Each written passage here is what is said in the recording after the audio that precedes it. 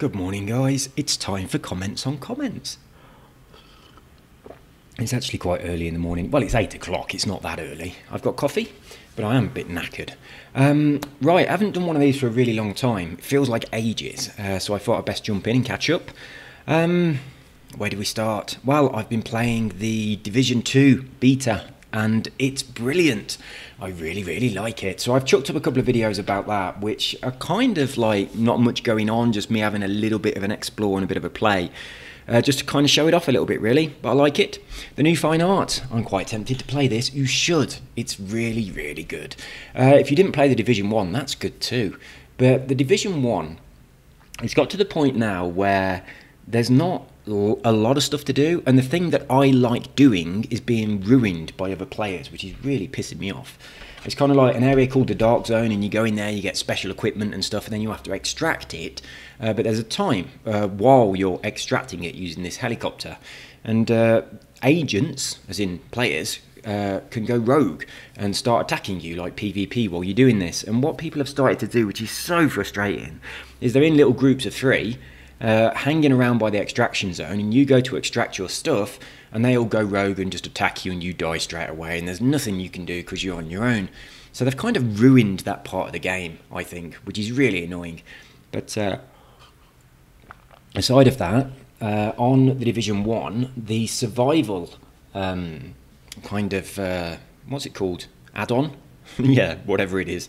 The survival game is brilliant. So if anyone has played the Division 1 but has not gone on survival, I strongly recommend that you check that out. It's going to satisfy your need to play Division while you're waiting for Division 2 to come out next month. Anyway, let's crack on. Hey man, blah, blah, blah, blah, blah. Trashing cars, not in your favourites. Yeah, I know this. If a car is your favourite, you cannot delete it. You can't trash it.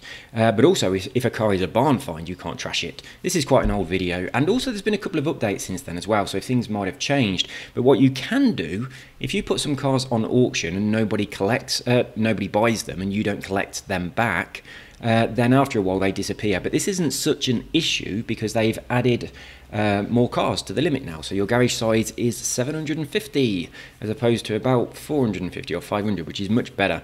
Still rubbish because obviously they're constantly giving you wheel spins and things, but better than it was. Is this based on outright wins? Check new fine arts comment. I have no idea. I don't really know. This is the new fine art is going to have to let you know, because I don't know. I have no idea at all. Over a period of time, it might be based on who wins the most on a leaderboard or something like that. I have no idea. I don't know how it works. You'll have to have a chat to him and see how it works. I'm kind of hoping that he leaves a comment on this video, giving you kind of like rules and things like that. So yeah, James, do that, please. Rules and stuff. Pop that in on the comment section. I'll pin it, and then if anyone asks a question, you can answer it, or if I know the answer, or if anyone else does, they can answer it. What have we got? Traction control is a big reason that you're getting a lot of understeer. Really? I didn't know that. Thank you very much, Andrew Woods. Right, yeah, I had noticed that I'm getting terrible understeer on this particular one lap challenge, much more so than I normally do, but I normally always have traction control off, stability off, and ABS off, whereas I've put them on just to try something different. I didn't know it made such a big difference on the understeer. It keeps your back end from coming around, short shift less, and get used to driving off-road with the traction and stability control off. If you can get used to taking fast corners on dirt while sliding, so a little bit of a drift on the corners. Yeah, LCD Dog said the same thing, drift on the corners. That's not going to be anything, is it? Never is. So yeah, thanks Andrew. I'm glad that somebody noticed that I was having problems with my understeer, and you've given me the answer, so I appreciate that. I completely forgot. I should be thumbsing these up, shouldn't I? Should be saying thanks. Yes, do play it. I knew that, but thank you for giving me the tip anyway. I don't know the answer to this. I'm not going to thumbs it up, that's just going to look weird. Right, epic, but please don't burn any more meatballs. I didn't burn them. I burn burgers all the time. If I do a burger, I put it in a tiny little pan, I'll leave it on the cooker, and I kind of, you know, like the metal things that are above the hob, well, I get another one of those from the other hob and put it on top. So I kind of like stack them up like a tower. And now I put my burger in like a tiny little pan that has a lid. It's about a burger-sized pan. But if I leave it in there, it's frozen, it kind of defrosts and then it cooks. And if you get the timing right, it's perfect. But it stops it overcooking. And I tend to always cook things like that, I just don't have to think about them. Yeah, I always forget about it, and then I get the smell of burnt burgers through the house. But we've bought this new cooker. It's kind of sits on the worktop, and it's like an air cooker thing. It's about the size of a pressure cooker. It cooks anything really well. And it does stuff like you've fried it, which is weird because it's just air. But yeah, you could put like frozen chip things in there and they taste like they've been deep fried. It's really quite impressive. But anyway, I put it on the side and we've been using it for about a week or so. And what I didn't realise is behind it, on the wall, there's this little plastic kind of door, which is, you open the little door, and it's a portal into John Malkovich's brain. No, it's like a stop tap for the gas, I think. But I mean, in England you just have stop taps sticking out the wall like a stopcock, but here you don't. If there ever needs to be one of those little taps, they're embedded in the wall with this little tiny plastic door that you have to open to get to them. And I put the cooker in front of that, and after we'd been using it for a week, I moved the cooker to clean it all out properly, and the little plastic door behind it had completely melted. So it's surprising that didn't make a smell when I was burning my burgers. How much content is in the beta? It seems like quite a bit, to be honest. I don't know. I think it said you can get up to, it was either level 4, 5 or 8. I know that's a huge difference, but I think it said you can level up to that much. As you probably saw in the video, quite a lot of things are unavailable in the beta, like quite a few of the different skills. Now, it's a shame that the skills that they're letting us have are skills that we already have, like the turret and the seeker mine. We had those already. There's a couple of skills that are completely new that nobody's seen yet, but they're not allowing us those skills in the beta. There are a couple of changes to the skills. The turret has a couple of new options on it. You've probably seen this, so I'm probably just telling stuff that you've already seen. But when you're using the normal turret, you can select targets, so you can make it switch between targets, which is nice. And also there's an option on the turret which I've just unlocked, but I didn't get a chance to use it. I'm uploading a video right now, actually, which if you want to watch it, I mean, there's not much point in watching it. There's really no content in there, but I wasn't happy with my character, so I deleted my character and I was making a new one. And the video is me going through random characters looking for one that I like. I found one I really liked, so I couldn't carry on because I can't bookmark it and go back. So I started the game again with that character. And when I got to the point where I was unlocking my first skill, I went for the turret, the sniper turret, which is new. So it fires high caliber rounds and you can kind of like pick out who you want it to shoot. And I think that sounds really useful. Now, when I was doing the first mission on my previous character that I've now deleted, I didn't have a sniper rifle. I'd got a rifle, but I hadn't got a sniper rifle. And I really wanted something with high caliber. So that would have been really, really useful to me. So I've taken that this time. I haven't had a chance to try it yet, but I want to have a look at that. It looks pretty good. So the other thing that I had, the little drone, I didn't try out the kind of like aggressive drone, the one that throws, the one that shoots people. That sounds good. It follows people around, shooting them. I like the sound of that. And there was also one that throws down some explosives. That didn't appeal to me quite so much. You could lay down a trap for people, but I think in the heat of a battle, that's going to be a little bit messy compared to just chucking a turret on the floor that shoots people.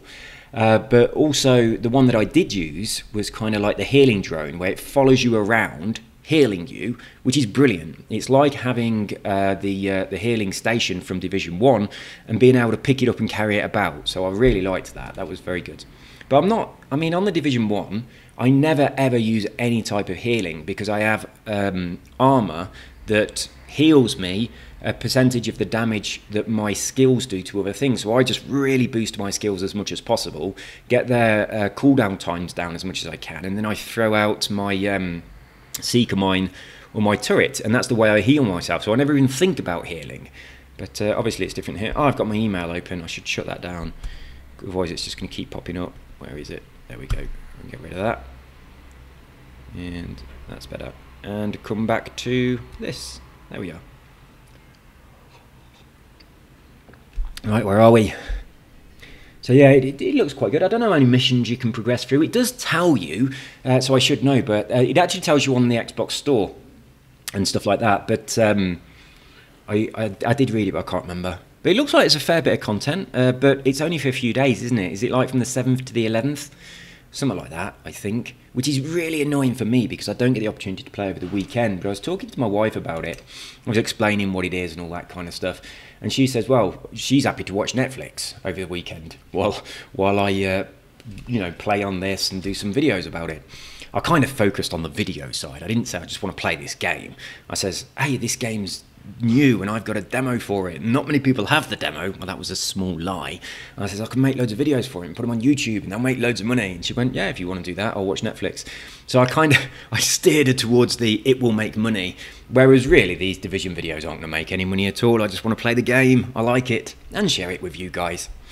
Right, Robert, I'd missed you. I hadn't seen you in the comments for a while, but I did see that you've said in one of the other comments that you've stopped playing Forza Horizon for a bit because you've overplayed it. So that kind of explains where you've been. So red, standard enemy, purple, veteran, yellow, elite. Yeah, same as Division 1. I did play Division 1 a lot, not as much as you've played it. I think you said 1,200 hours. Well, I don't know. I might have done. But yeah, I like the Division. I'm not very good at these type of games, at shooters, but I do enjoy them. But the Division, more so than any other shooter game ever, really grabbed me. I really, really liked it. As I said before, the Dark Zone runs, I really like that, but it's been completely ruined. And for that reason, I've started having a look on the Underground challenges now, but the Underground's not as good. I still like it. I'm doing Underground runs solo, just on the first option, one phase of missions. I did try and do a few phases, but it seems to slow you down a lot. But yeah, they're all right, but I prefer the Dark Zone. But my favourite is still the Survival, but I've not played on Survival for a while, probably a few months. But I think once this Division 2 beta demo is gone, I'm probably going to jump back on Survival for a bit and do a couple of runs, because it is really good. If you haven't done it, you've got to do it. It's really good. So yeah, I'm forgetting to do this again, aren't I? There we go. Can anyone please help me do this? I want help. Post life. Oh, it doesn't work anymore. So it's been patched. Sorry, it's been patched.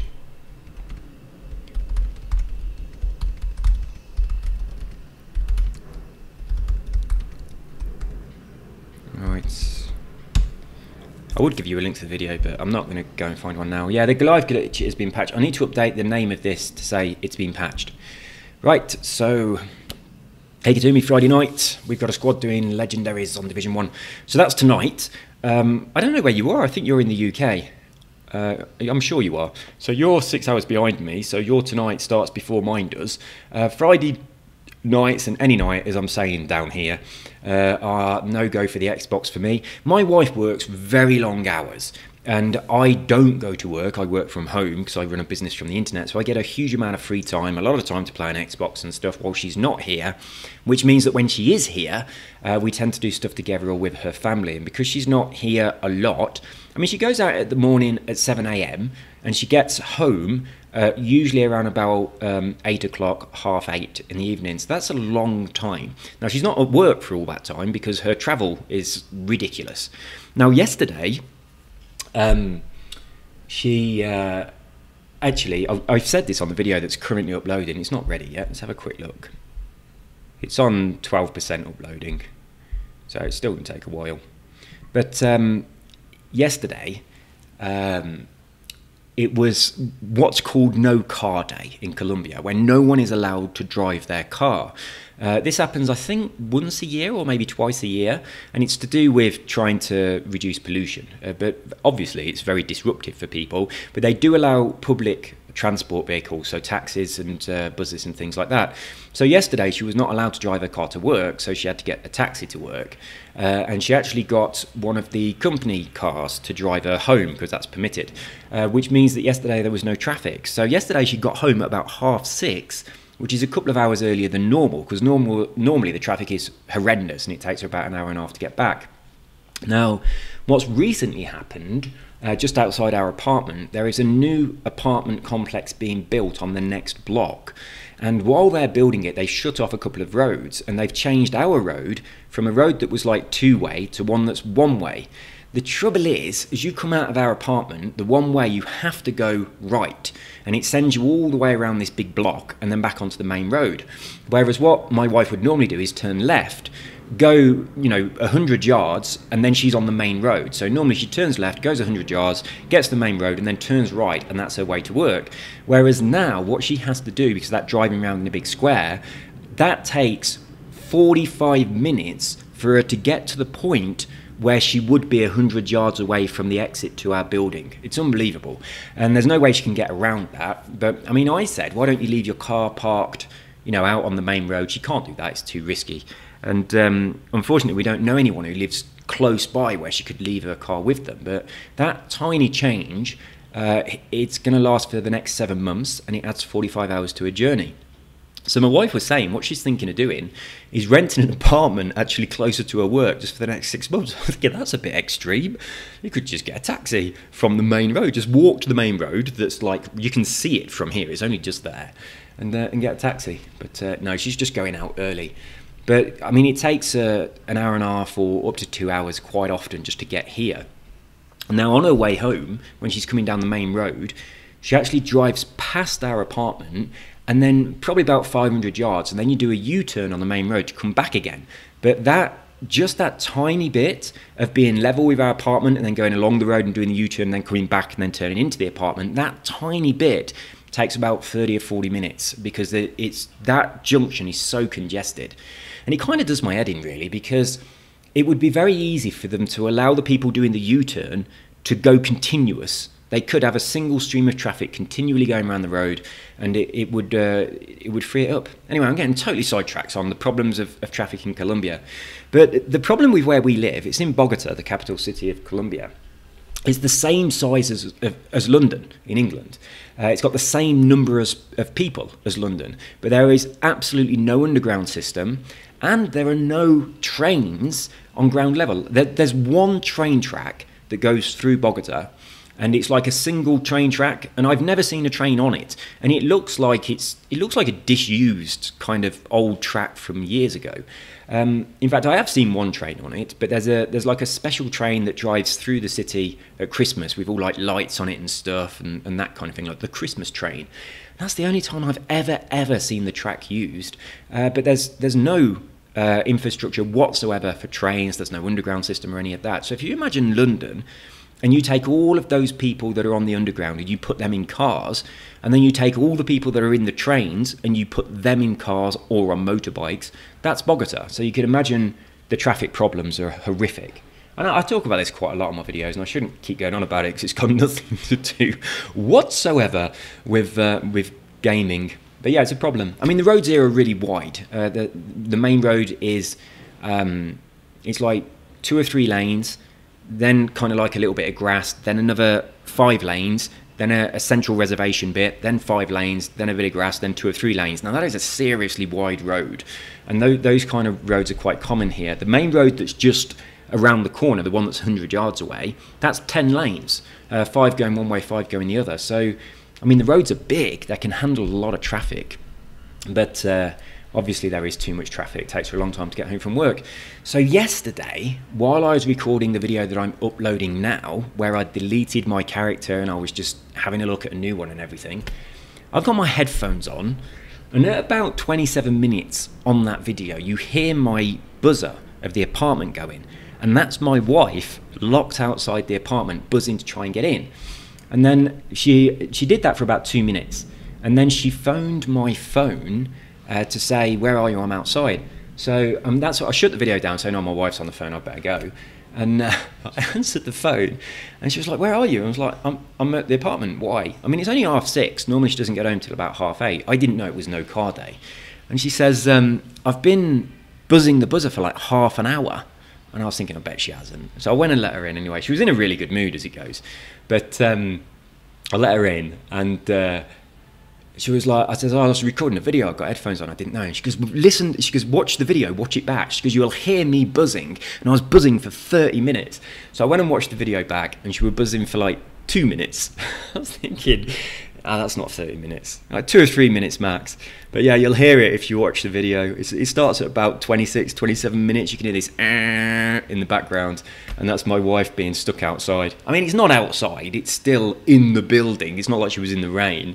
But yeah, I couldn't hear it, so I didn't let her in.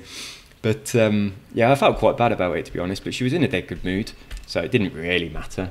But it certainly wasn't half an hour. She says, I was buzzing for half an hour. And she genuinely thinks she was. She doesn't think she was exaggerating, because she said, watch the video that you're recording and you'll hear me buzzing for 30 minutes. It's like, that's not right.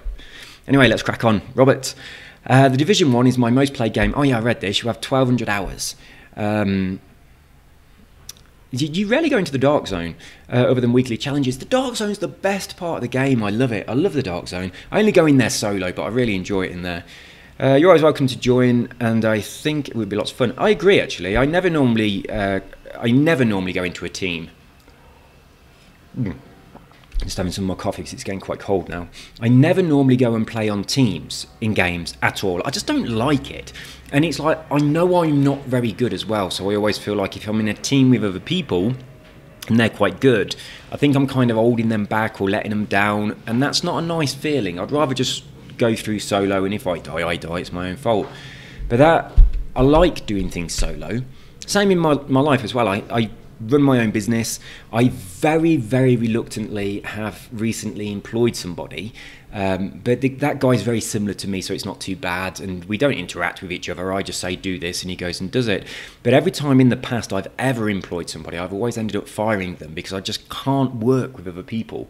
And when I used to work, I mean, the last time I actually did like a job was back in 2003, and I mean, I was just I'm not functional with other people at all. I'm really not. And I don't like it. So yeah, I don't normally like playing games with other people, but I kind of like the idea of the Division in a team. But I mean, Rob, you've seen me play. I'm not that good. So you're probably going to get a bit pissed off that I'm letting the team down a bit. But I mean, years ago, I used to play Guild Wars a lot. And I used to play a team then. I actually ran a guild in Guild Wars called the Order of Melchizedek, if anyone used to play it. And yeah, I was the leader of the guild. We used to always do stuff together in that game, and as a team, and it worked quite well. And the team was very coordinated, and I was actually really good at that as well. So that's a little bit different. I was an asset to the team. I'd got good tactics, so that was a bit different. But I think, I probably think I'm worse than I am. Because you look at other people playing games and you think they're really good, but generally the people that share their gameplay are the people that are good. The people that are mediocre or terrible, they don't tend to record their gameplay and chuck it up on YouTube. So you kind of compare yourself against really good people, and I think when you go into an online game that's multiplayer, you just think everyone's going to be a lot better than you, which in most cases, for me, they are. So I always feel like I don't want to be in the team, but that's probably a little bit distorted. Let's have a little look. I've played Forza Horizon 4, yeah. I tell you what, on Forza Horizon 4, I've not been into the new Fortune Island apart from that video that I made. I made 2 videos in the Fortune Island. One was a quick tour, which I did the day it came out. Well, a week later, because I was a bit slow and distracted. And then the second video I did was me trying to drift on that road. That's the last time I went into Fortune Island. So yeah, I feel like I've overplayed Forza a little bit, and kind of like the only real pleasure I'm getting out of Forza at the moment is doing Simon's Blueprint challenges. I'm enjoying that. I like the competition aspect of it with the club and all those kind of things. But I've not just been in there playing and doing my own thing really that much, and I haven't explored Fortune Island at all. I should go in there and do it. Also, the other thing that I've not done is that taxi mission. I haven't touched that, so I should do that. I really enjoyed the British Racing Green missions, so the storyline. So I should do the taxi stories. I haven't done it. Right. Oh yeah, we were saying about the cars. It's up to 750 now, so you now get lots of cars. Survival is so tough. Yes, it is, but it's so good. The underground, I don't know. The underground, I kind of like it, but it feels like the Dark Zone is so much better. Yeah, the Dark Zone is full of absolute scumbags. It really is. They're so annoying and they're toxic as fuck, as you have just said right here. And it's the worst thing of all is when they just camp out by the extraction zone and you come to extract your stuff and then they all just ambush you and steal it. So what I've started to do is I just go and get one thing and then I go and extract. And sometimes that thing is something just rubbish. You know when you kill somebody and they drop just like a jacket or a scarf, just something completely pointless and rubbish that nobody wants, but you still have to extract that to get it. So I'll go and pick that up and then I'll go to extract, and then this team of 3 people will all jump on me and kill me. Because obviously they've got no idea what I've got. They might think I've got like, you know, 8 caches of something that's got, you know, gear sets in it or whatever. But really I haven't. I've just got a scarf, which is completely pointless. So when they all go rogue and they take my extraction and they kill me, they're not getting anything. So I'm kind of hoping by doing this often, they'll start to recognise me and they'll think, there's no point in taking this stuff, it's rubbish. So yeah, I've started doing that. But also, if I am extracting something that's worthwhile now, I'm not filling up my extraction. I'm not getting 8 items. I'm just extracting 1 at a time. So obviously, I mean, if someone drops something crap, I will go and try to extract it intentionally by these people that camp at the extraction zones. But if I do manage to get something that's decent, I'll just go and try and extract 1 at a time. But yeah, they're so annoying. They really are. I have noticed that the Dark Zone down at the south, the extraction point on the south east, in between checkpoint 1 and 2, I think. The one by the garage, opposite corner to the garage, that's the one where people seem to camp a lot, that's so annoying, so annoying. Yeah, it really does my head in. They are ruining the game, they really are. There should be something that you can do about that. And then I'm kind of thinking as well, it's like I have a couple of gear sets where there's just, I'm doing builds where I've got 1 of a gear set but I want 2, or I've got 3 of a gear set and I want 4 for a specific build that I'm working towards. So I'm looking for something specifically. Like for instance, I want a pair of Nomad gloves for a specific build that I'm building, and I haven't got them, and I want them because I'm mixing a Nomad with another build, and I'm also using something which means I can't use my backpack. So I'm looking for some Nomad gloves. Now I'm kind of looking for a specific item which I'm very likely to find in the Dark Zone more so than anywhere else. And I think these guys that are camping, I mean, they've got gear sets of over 280, so they've probably got exactly the build that they want. They're not looking for anything else. They're not going to change their build, and when they steal my stuff is going to be completely useless to them.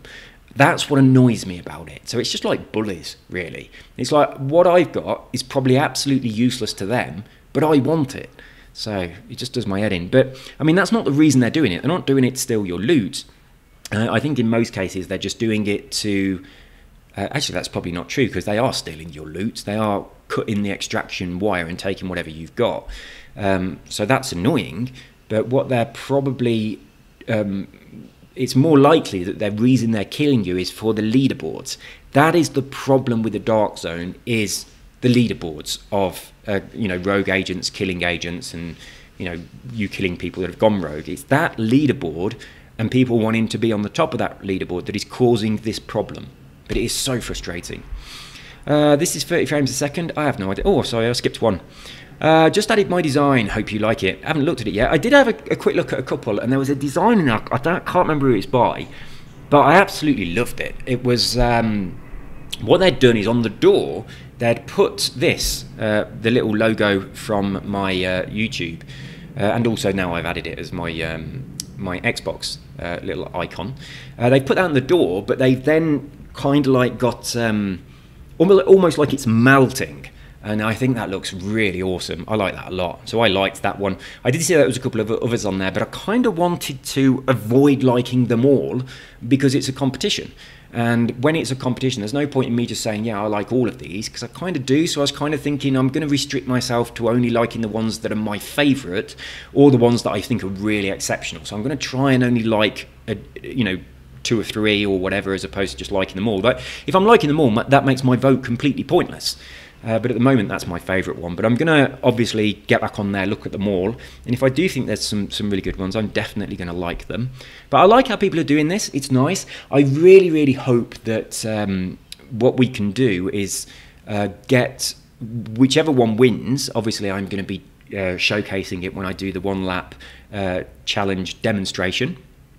And I'm going to showcase it on my channel.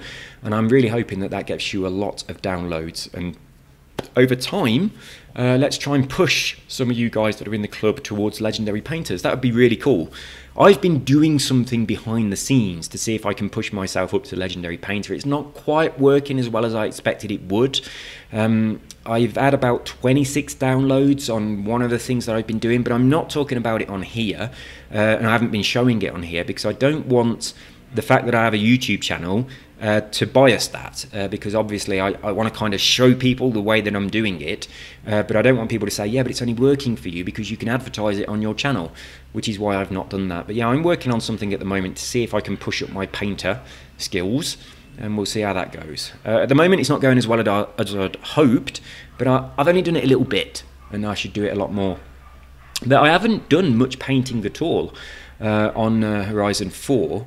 And in fact, I haven't really done much painting since Forza Motorsport 5 and imported them over. Like that Mini, I made that on Forza Motorsport 5 and I've just imported it over and just made a couple of little tweaks on it, but it feels like I need to add a bit more. So I really liked that even though I'd done it on Forza Motorsport 5, I could import it to Horizon 4 and still change it. I liked that. I wasn't expecting to be able to go in and change it, but I went in and all of the layers and everything, it was just like I'd just made it. I could go in and adjust everything, so that was really nice. So I can adjust some of my others, which I'd done on Motorsport 5. Anyway, let's crack on. Nice. Yeah, it is nice. It still works. Every now and again I get someone saying it still works. It still does work. I'm not going to thumbs that up. It doesn't make sense. Oh yeah, I don't know. I have no idea whether it's on 30 frames a second or not. I'm hoping when the game comes out it'll be on 60. I'm guessing it will. When I was playing this, I'm walking around going, this looks amazing, this looks amazing. But to be honest, it doesn't look really very different from the Division 1, which is now, I don't know, a couple of years old. So, I mean, it's kind of like when the Division 1 came out and we saw that teaser trailer, it looked amazing. I mean, the trailer came out a long time before the game did, and I was waiting for the game for a long time, but it looked awesome. Like, when the guy shut the car door and stuff like that, and he set off the Seeker mine, it looked absolutely amazing. But the Division 2, it's not that much different, considering we have now moved on, and yeah, it's not that much different. But I'm really waiting for the next generation of consoles. I mean, I really wish that they'd start doing very serious virtual reality to the point where we're on Ready Player One. That's what I want. I was talking to Simon about this the other day. It would be so cool. And you know, one of those treadmills where you can run 360 degrees and you've got your virtual reality headset on and you're actually carrying like something that feels like a weapon in your hands as opposed to a controller. That's where we need to be. It's like, why hasn't that happened yet? We really do. I mean, we kind of need simulators for all different genres of games, don't we? So we need something like that for a first-person shooter, but then we need like a car simulator. I mean, have you seen the car simulators where you sit in it and the whole thing is on hydraulics, so you're moving around like something you get in an arcade, and you've got like TVs all the way around you? It's like that would be so good, so good, and you're driving like a real car. My friend Michael, the guy who passed away last year, he used to have like a really good gamer chair. He had a 3D TV, and it was a really good setup, but it took up his entire living room. But underneath the seat, he had like this really powerful bass speaker that when you went over the rumble strip, on the side of a track, it would thud and you'd feel it hitting you and stuff like that. And something used to hit you in the back if the back of the car got hit and everything. It was really, really good. It was the most realistic simulator I'd ever been on. So I did mention this before, but what Michael did, he was one of the crowdfunders for Project Cars when Project Cars first come out. And then I think every about 6 months or something, he got a royalty payment from them. And he was getting, I mean, he didn't put a lot of money in, but about every 6 months he was getting about £60, something like that, which is pretty cool. But he said that other people that he knew that had put quite a lot into it, they were getting thousands every time those royalty payments come out. So I thought that was really awesome. But yeah, because he supported that, he obviously got early access to it and everything. And playing that on his simulator was amazing. But he was quite good. He was a really good racer, and I used to go around his house, and it's kind of, I'd have a go and I'd feel like an idiot. I was just completely messing up everything. But it was good. It works. Yes, it does. I'm very happy that I was able to provide it for you, Ali. It does work, but a lot of people are having trouble with this. If you're trying to do this, when you're typing the word Motherload, the M has to be a capital. Which on the Xbox that happens automatically, so I didn't even think about it. But yeah, it's got to be a capital, and also you've got to be in the main part of the game. You can't be in like the forum, not the forum. What's it called? The area where you're selecting your house and all that kind of stuff. You can't be in there. You've got to be in the main part of the game for it to work. So Gaz Coville, I am looking forward to this. So am I, very much.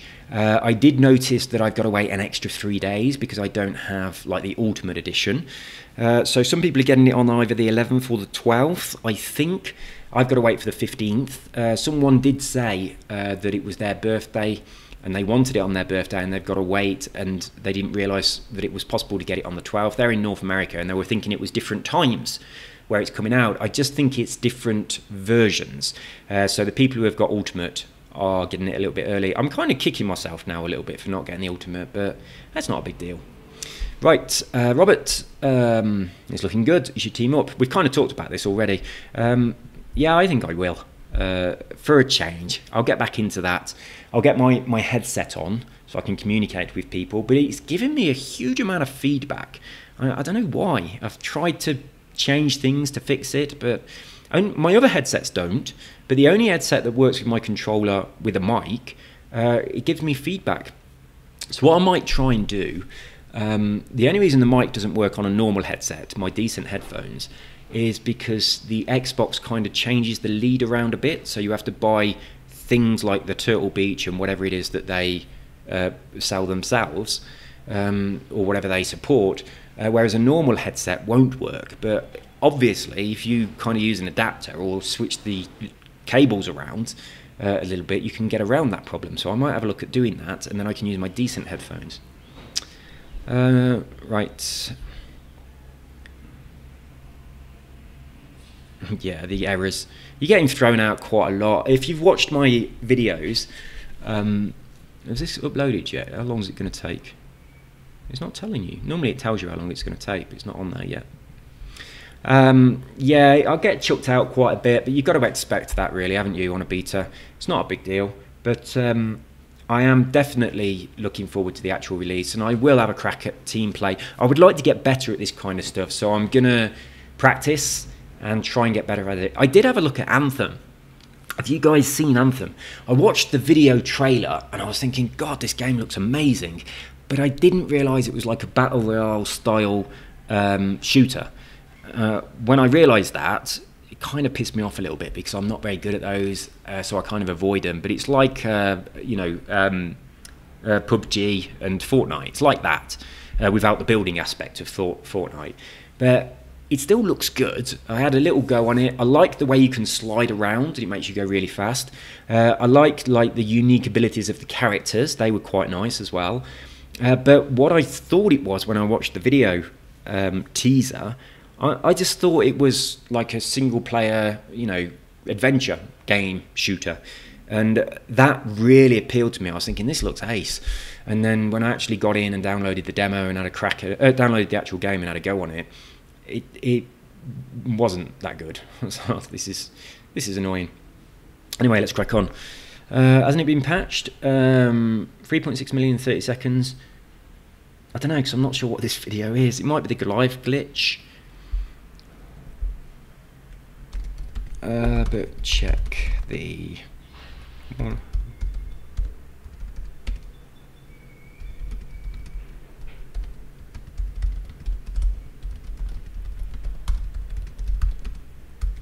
Right, there we go.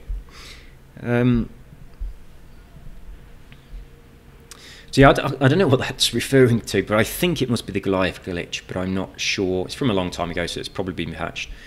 Non-VIP will only get... Oh, okay, so you need the VIP.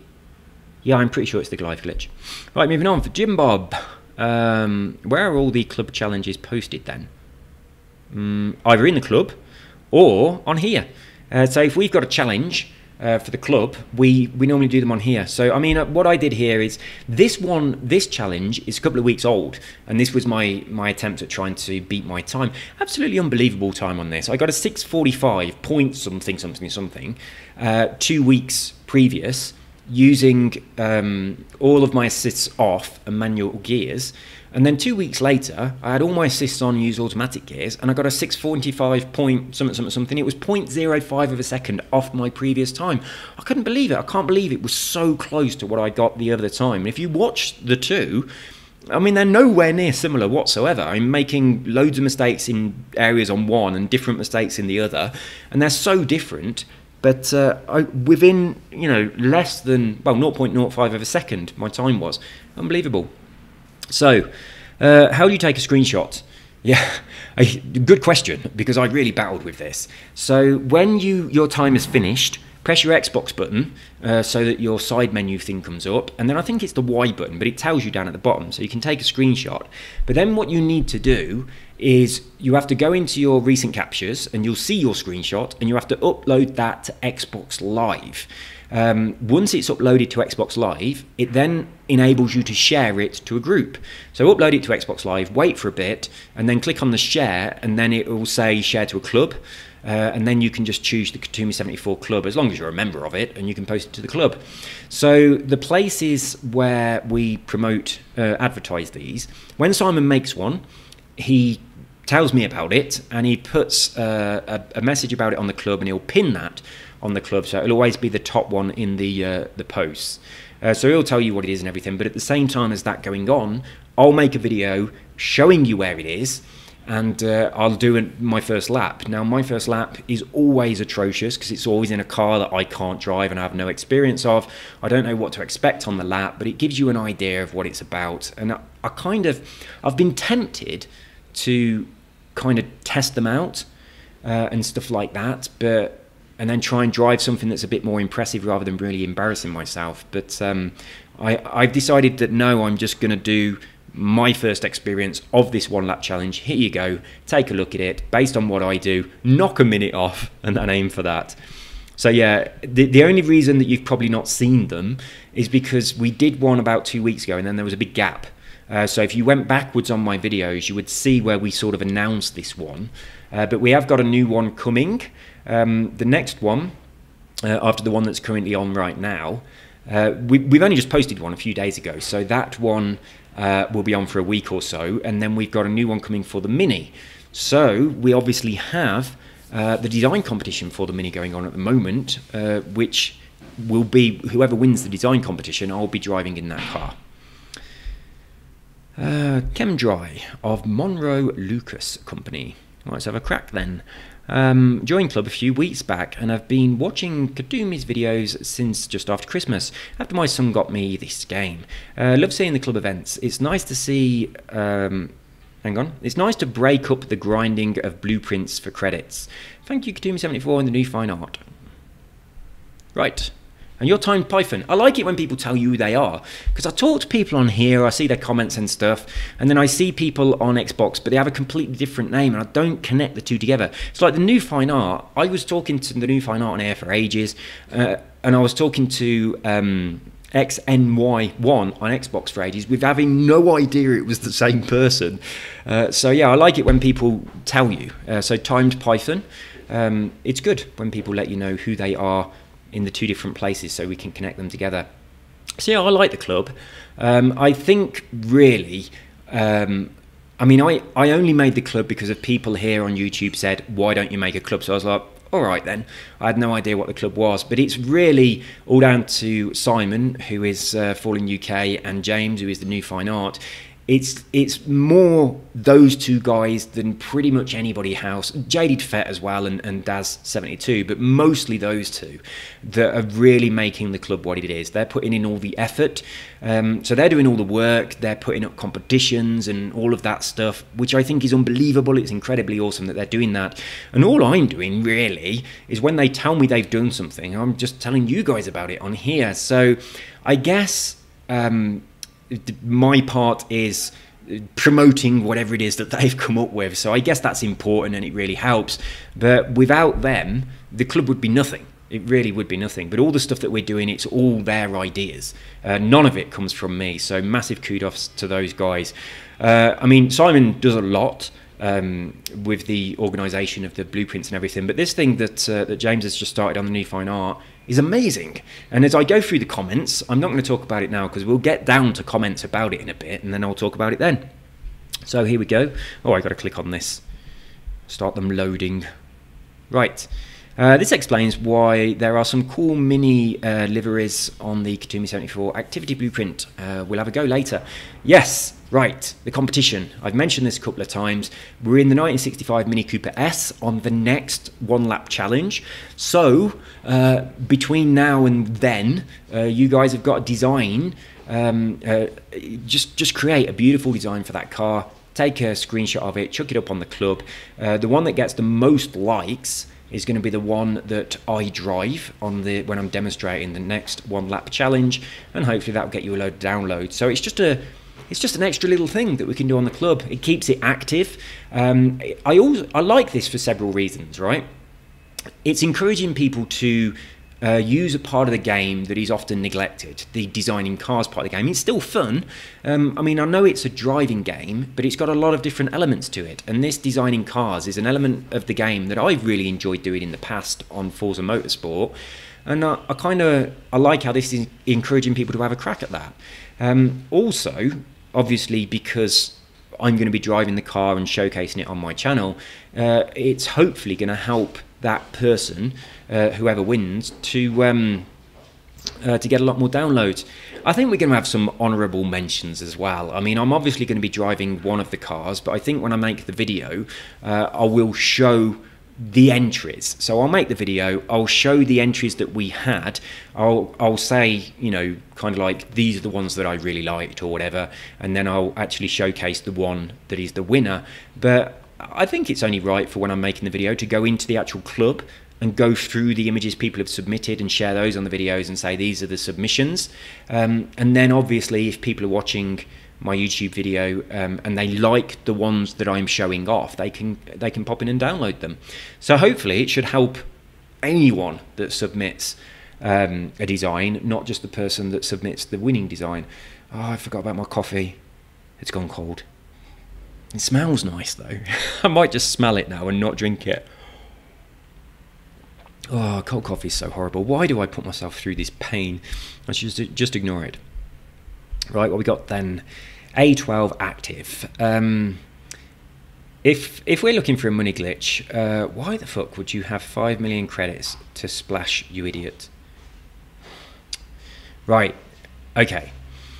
You don't need 5 million credits to do this. You can do it with a cheaper car and work your way up, like I say many times through the video. So does that make me an idiot, or you an idiot for not paying attention to the video and watching it properly? It's like I'm showing you the way to do it to make the most money, but you can also do it with a cheaper car and work yourself up. And I also mentioned about, hey, get a second account, go through the game on the second account until you get to the point where you unlock the auction house. And then I suggest whatever cars you've got, sell them, get as much money as you can, and then start doing this with that money. So it doesn't matter if you've got, you know, only 60,000 credits. Buy the cheapest car, you know, do this with it, and you're going to make some money. And then buy the next car. and the next car. And over a couple of days, you're going to get to the point where it's very easy for you to buy the 5.5 million car, sell it for 11 million, and then do that a few times, and you'll find that you've got 50 million in your two different accounts, doing it backwards and forwards. So, I mean, obviously, you paid no attention whatsoever to when I said multiple times in the video, if you cannot afford to do this, then an alternative option is use a cheaper car. Idiot. Anyway, let's move on. The new fine art. Hey guys, thanks for the brilliant comments, and a big thank you for a big thank you to me for sharing my event here on YouTube. Right, this is the comment I'm going to pin then. So I best get in and pin this. It's a long comment. So this will be the one that gets pinned to the video. I'm just going to not sure how you do this. Didn't mean to do that. That's messed it up. Right, let's go back. Oh, I hope it goes back to the right place. Right, and scroll down. It's gone back to the completely wrong place. Whoops. That comment that the new fine art has just put on there, I'm going to pin that because that's obviously the one with all the information and answering your questions and all that kind of stuff. Oh, where are we? Where are we? Somewhere around here. Right, this is it. This is it. So let's open up this thing. Does that open the video or does it open the comment section? Oh no, it's still the comment section. My internet's going slow. Right, let's do this. I could have done it from there, couldn't I? That was a bit stupid of me. I could have linked straight from where I was at that point. Right, so this is still not uploaded yet. Where is it? This one here. So I'll open this and I will pin the comment. I'll pause it. Oh my god, an ad in English. That's unbelievable. Almost all of my adverts are always... I've bloody paused you. Stop. Yeah, almost all of my adverts are always in Spanish, so I never buy anything that they're trying to sell to me. Makes me laugh. Right, I need to pin that comment. Where is it? Right, so it's this one going to be here. So that's got to be pinned because that is all the information. So if you want some information, it's all in there. Let's go back. Right, I'm not going to read it because it's quite long. Let's have a quick look.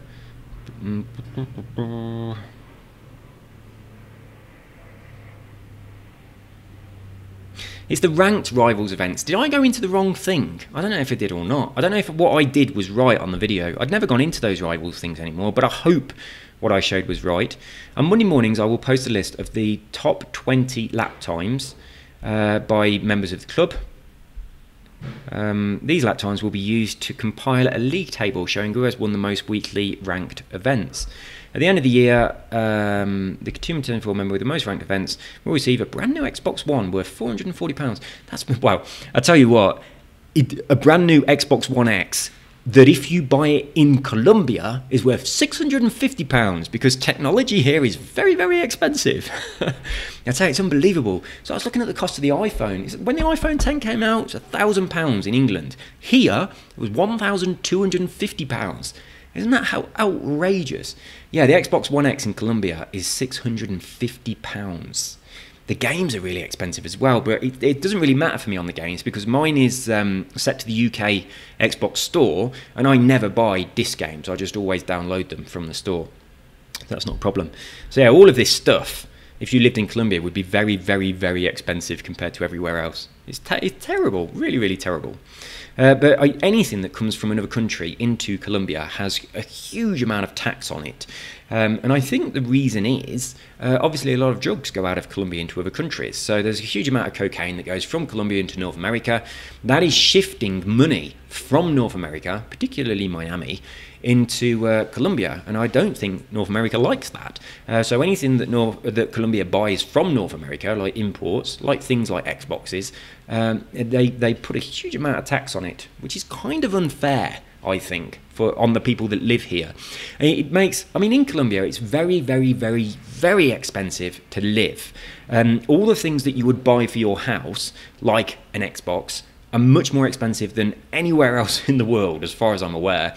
Stuff just like sheets and pillows and wallpaper, all of that stuff is ridiculously expensive. Like, we bought some wallpaper. Now, granted, it was nice wallpaper, but it had to be imported from Italy because for some reason they don't make it here, and it cost us £80 a roll. I was talking to my parents and they were saying, oh, they're redecorating my old bedroom. My parents are. So I was chatting to them on video chat and they were saying, oh, we're redecorating your old room. And my mum said the wallpaper was expensive, and I was like, oh, how much was it? And she said it was £8 a roll. I say, you think that's expensive? But yeah, there are some things like that which are very, very expensive here, like stuff that you would have to pay for if you lived here. But if you come here on holiday, like, the taxis are so cheap, it's insane. We got a taxi, this is a couple of weeks ago now, but it was from downtown to home, and that's about 20 miles, okay? So in England, that's like from my hometown, which is Nuneaton, to Coventry. Not 20 miles, what am I talking about? 7 miles. It's about 7 miles. So in England, that is a taxi from Nuneaton to Coventry, which I've done lots of times. In the day, in England, that taxi is going to cost you 20 quid. And I live in a part of Nuneaton that is on the Coventry side. Well, I lived. If you went from the town centre, it's more like 25 or 30 quid. That same distance in Colombia at 3 o'clock in the morning was the equivalent of about £3. Right? I was saying to my wife, in England, if you sit in a taxi and go nowhere at all, you would have to pay more than we've just paid to travel 7 miles to get home in the middle of the night. Insane. It's so cheap. But I mean, that sounds good. But if you get a taxi in Colombia, what happens quite often is they drive you to a cash point and then stick a gun in your face and say, go and get all your money out and give it to me. And that's not very good. So if that happens, the taxi's actually quite expensive. So it you can get a lot of cheap taxis, but if that happens just once, it kind of counterbalances a little bit. So I don't get taxis because I'm very obviously foreign. And I stand out, so I am a bit of a target for this kind of thing happening. So I get Ubers. Ubers are very safe, taxis are a bit of a risk. Now, my wife, right, this is insane. She had an app, and the app is a very secure way to get taxis, so she only ever uses taxis through this app. So she orders a taxi through the app, and then when the taxi turns up, they know your name and everything, they confirm that it's who they are, and then you get the taxi. And this one time, she got a taxi from the app, and it turned up quite quickly, and they pulled up alongside her, and they said her name and everything, and she was like, yeah, but she felt weird about it. But anyway, she got in the taxi, and as the taxi was driving, she just had a really bad feeling, and the taxi started taking an unusual route to where it was taking her. Now, if that was, well, to be honest, if it was me, I would know now, because I know Bogota really, really well. But, I mean, when I first came here, I didn't know it at all, so the taxi could have been driving anywhere, and I wouldn't have known. But anyway, it started driving into an area that she wasn't comfortable with, in a direction that she felt wasn't where she wanted to go. And she started to feel like there was something up. And so what she did, she pretended she had a phone call, and no, she didn't. She didn't pretend she had a phone call. She phoned her sister's husband, and she had a conversation with her sister's husband in Spanish in the back of the taxi, pretending that she'd just noticed that he was driving behind the taxi. So she'd kind of like phoned him, and she was having a conversation with him saying, oh my God, I can see you, you're behind me, I'm in the taxi that's in front of you. And she had this conversation pretending that he then said, oh, get out the taxi and I'll pick you up, I'll give you a lift. So she said to the taxi driver, look, can you just stop and drop me off? The guy that's behind me, I know him, and I'm going to jump in the car with him. And the taxi driver got really angry and quite aggressive, and he didn't want to stop. And she had to keep saying, you know, stop the taxi, get out. This is useless. The guy driving behind us is my friend. So in the end, the taxi driver let her out, and she felt really scared. And what happened then? She phoned up the people the guys from the app, a bit like phoning Uber, but it wasn't Uber, it was a taxi app. And she spoke to them about it, and they said, they're aware of something going on where people are intercepting the information from their app. They're getting the people's details, and then they're very quickly going to you, saying your name, so you think you're part of that taxi company, and then they're robbing the people. So they're driving in their taxi to the cash point and robbing the people. And she was so close to that happening to her. So yeah, she really, really dodged a bullet there. But I mean, the app people sort of apologised, but said there's nothing we can do about it. It's not really our fault, and there's no way that we can prevent it. But they said that the taxi that she'd ordered, when it did arrive to get her, she wasn't there. So they did send a genuine taxi that was connected to this company that would have been perfectly safe. But when the taxi turned up, she had already been picked up by the bogus one that had intercepted the call, knew her name, and got there first. So yeah, it was only that quick thinking that got her away with it.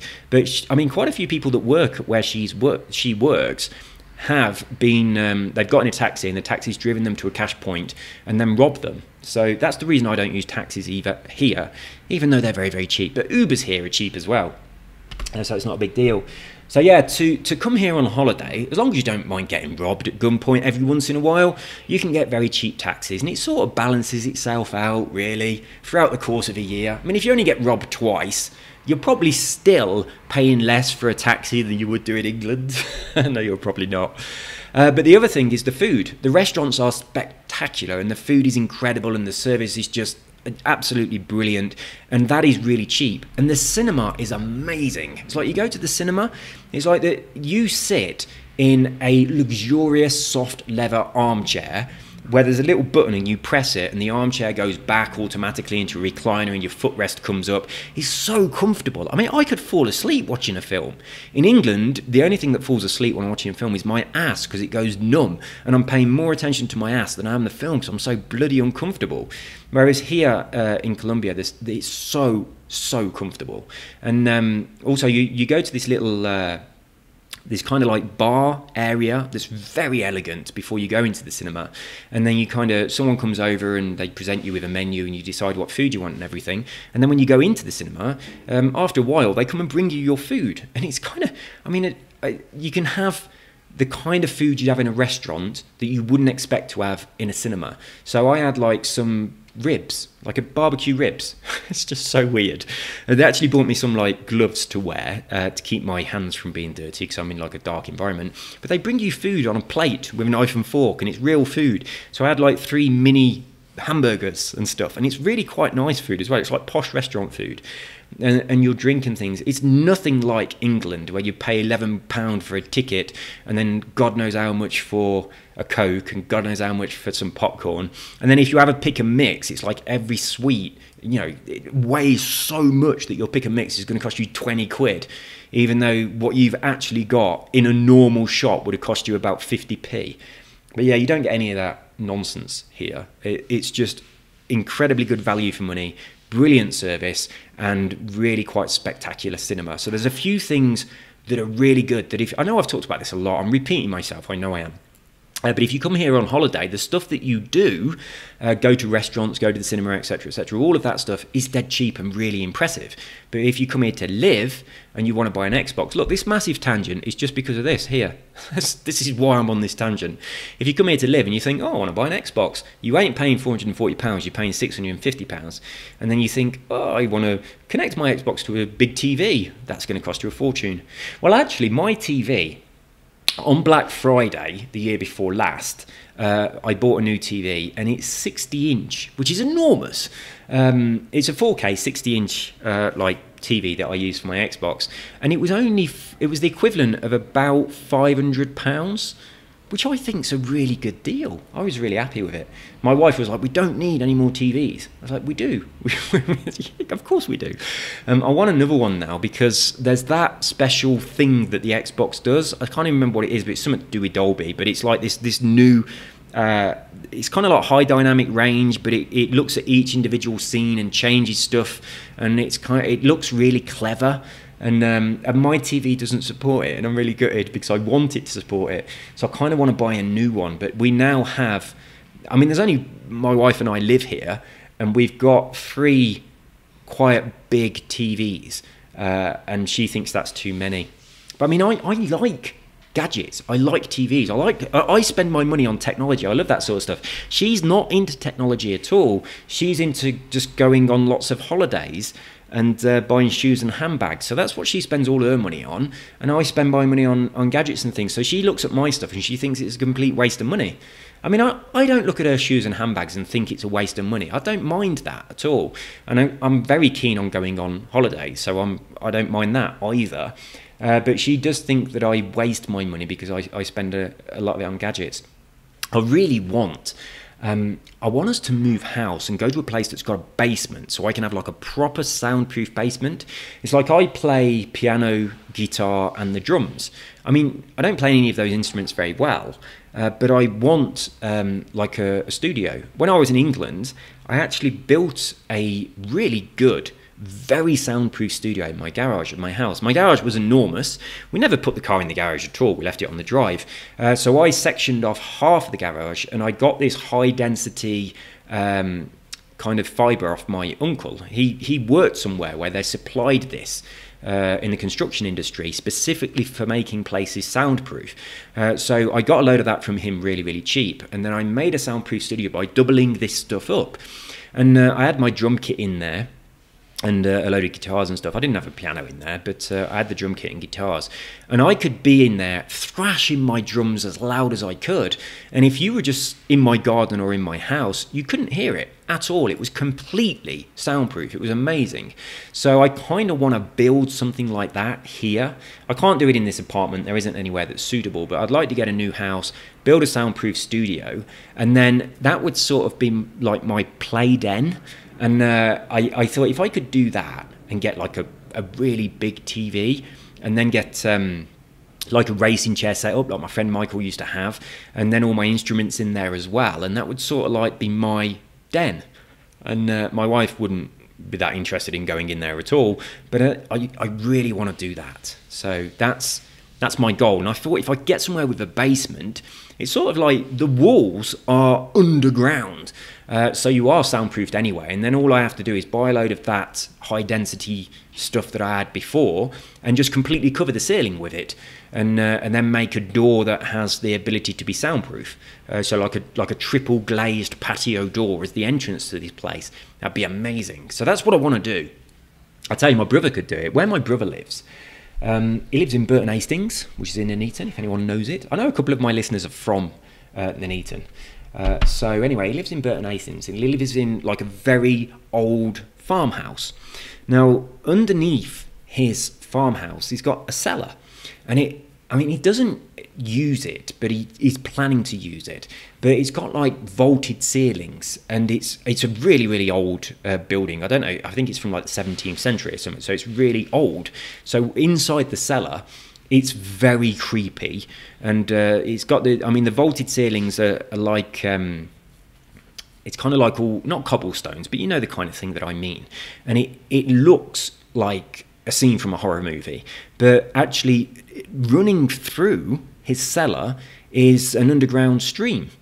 So it's an underground stream that comes into his cellar, and when you're down there, you have to step over it. It's not very wide. It's probably just like maybe about 2 foot wide, but you can see the water running through. So it comes in through one side, goes through his cellar, and goes out the other side. So you've got that running water going through the whole time. It's really cool.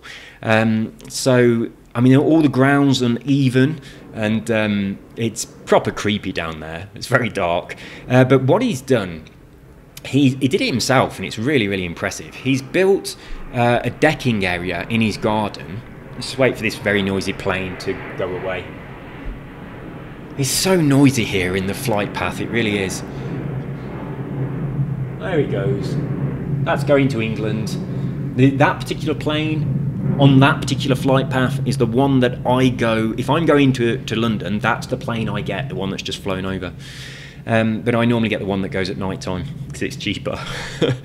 Anyway, what my brother's done, in his garden, he's got this big decking area, but he's put the decking area on these huge like hydraulic things, a little bit like what you have on either side of your boot when you open your car, but big ones.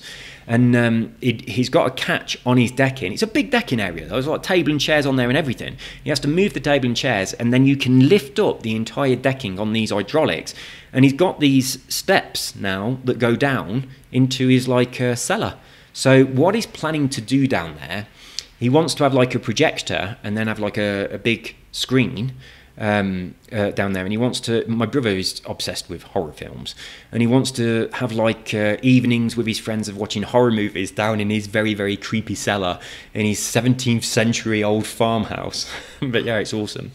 I mean, I assume it's a listed building just because of how old it is, but when he moved in, it was kind of falling apart, and he's rebuilt it himself without planning permission, and he's changed it. He's moved the kitchen, he's moved the stairs, so he's done so many things to it that he weren't supposed to do. He rewired it himself. I tell you, he can't move out. There's no way that someone else could buy that property because of how much he has changed without really being allowed to.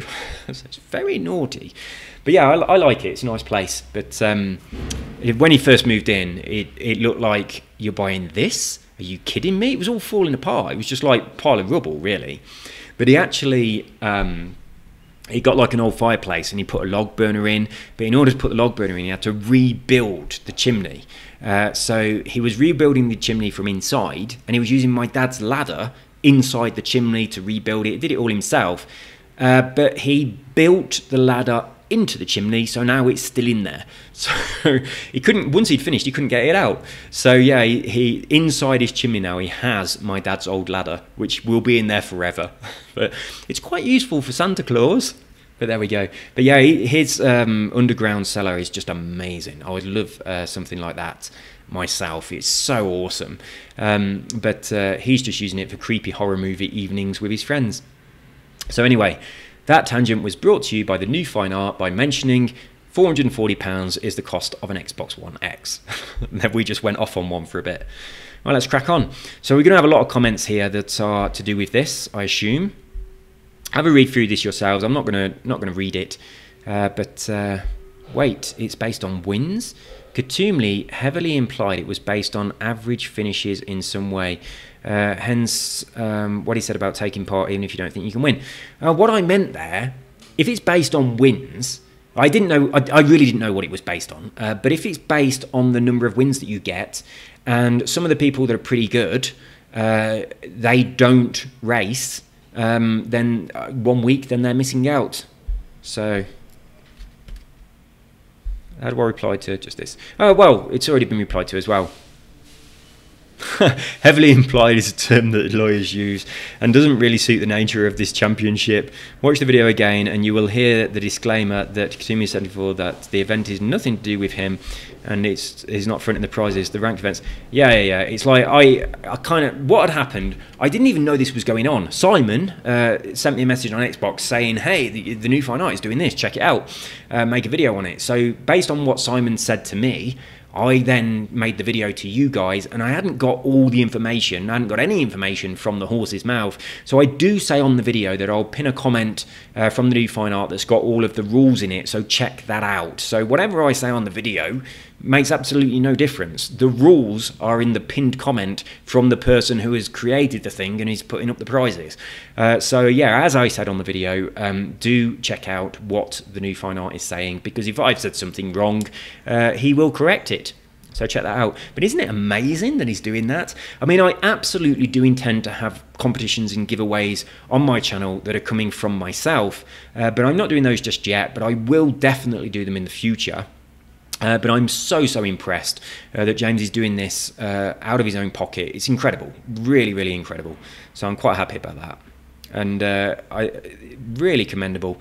And obviously, this is going to get a load of people that aren't in our club on Forza Horizon to join the club, because there are people that watch my videos that are not in the club. Obviously, I've got 10,000 plus subscribers, and also a lot more people watch my videos that are not subscribers. So a lot of people that follow my channel aren't actually in our club, on Forza Horizon 4. So I'm guessing that quite a few people will join the club after they've seen what is going on here with the possibility of winning an Xbox. So I think it's amazing. Really, really impressed that he's decided to do that.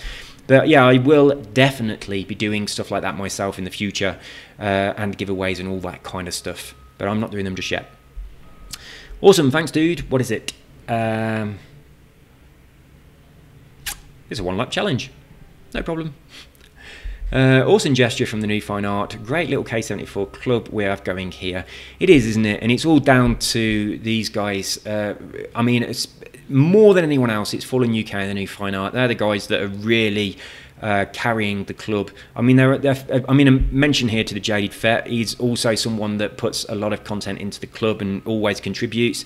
And also Henpecked Herb, Daz72. If I'm not mentioning your name and you're regular in there, I do apologise. But there's quite a few people who are making the club something really special and making, I think, if you're a member of this club, it makes Forza Horizon 4 better.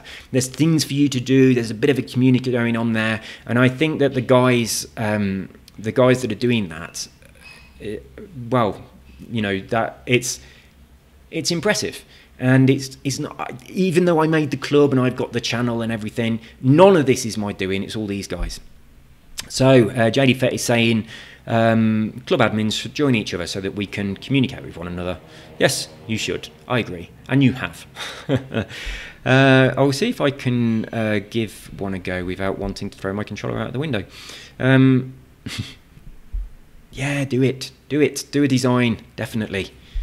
You should. Need to ask Tim74. Oh yeah, I've mentioned this already.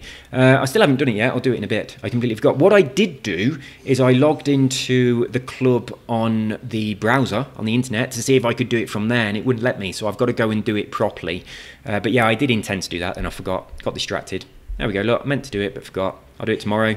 I was actually in bed as I was replying to that on my phone, and then I did try to do it on the internet, but it wouldn't let me. What a fine, upstanding gentleman. Completely agree. Unbelievable. Very, very impressive. Supermom! Right, what's Supermom got to say? Is this challenge K74 Club exclusives? I want to take part to this, and any criteria or limitations about the challenge. Check the pinned post from the new fine art. Everything... Oh, hang on. This is just a weekly challenge. The weekly challenges are... I mean... The weekly challenges are not really just for members of the club. Anyone can do them. We have, I don't know whether it was Robson or who wasn't in the club at the time, but now is in the club. It might not be you. It could be someone completely different. But someone that was posting times for these challenges, but they're already in a different club. I mean, I don't expect people to leave the club you're in and come and join us at all. But if you want to do our club challenges, then by all means do them. And, you know, post your time on the, what they did before. I'm sure it was Robson. It might not have been. It could have been someone else. But what they did before is they did the club challenge. They recorded their time on the end and chucked it up on YouTube, and then they left a comment in here with a link to their actual the results. So they did manage to join in and compete, and they did really well. I think they won, to be honest, but they were already in a club. So yeah, I honestly don't want to poach people from other clubs or anything like that. But if you're not in a club, come and join us. If you are already in one and you want to take part in these challenges, then by all means do it. Take a screenie or do a little video. Post your time. Excuse me. Post your time on my videos and let us know how you get on. You can still join in. That's fine. Oh my God, yes! Thank you so much. You are very welcome, the mysterious one. You little frog, you. There we go. I always find it a bit weird when, I mean, this here, what this is, a lot of people who watch my videos are not going to be Sims fans, but this is the ability to get money on the Sims. But it's not a hack or a cheat or an exploit like that. It's just a feature in the game that works. And if you go to the official site and all that kind of stuff, it sort of tells you about it. It's that you just press some buttons and it goes into cheat menu. And when you're in cheat menu, you can do things to get extra money. It's not something that you shouldn't be allowed to do. I mean, you don't get achievements, obviously, when you're in cheat menu, which makes sense. It's the same as on Fallout. If you download mods, obviously, it stops you getting achievements. It would be pointless. getting achievements if you can just get unlimited money. But this is something that is a feature of the game, and not a feature that's broken or being exploited. It's something that they provide for you. There's other cheats as well that work. I might make another video and tell people about all the different cheats that are available.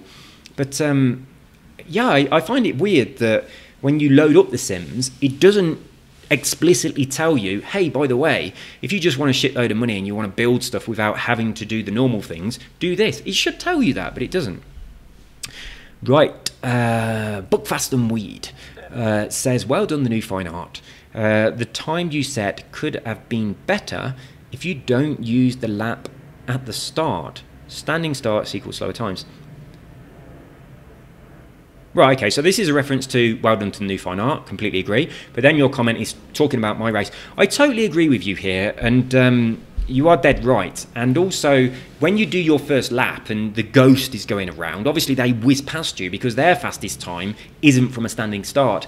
So yeah, when you're doing this, don't do what I did on the video, but what you should do is do a few laps, and obviously your second lap is going to be faster than your first, obviously. So on the video, I just did one lap, and I said that's my time. But yeah, I'm going to jump back in and do this again. We've got it until the 10th, I think, and it's the 8th today, I think. Yeah, it's the 8th today. We've got until the 10th, anyway, to do the Holyrood Park circuit. But go in there and do a few laps to get your best lap. Don't just do one lap and finish, because that isn't going to be your best lap. So absolutely, do rolling laps. Anyone want to do this glitch? How to make 100,000 credits? Ah, this does work.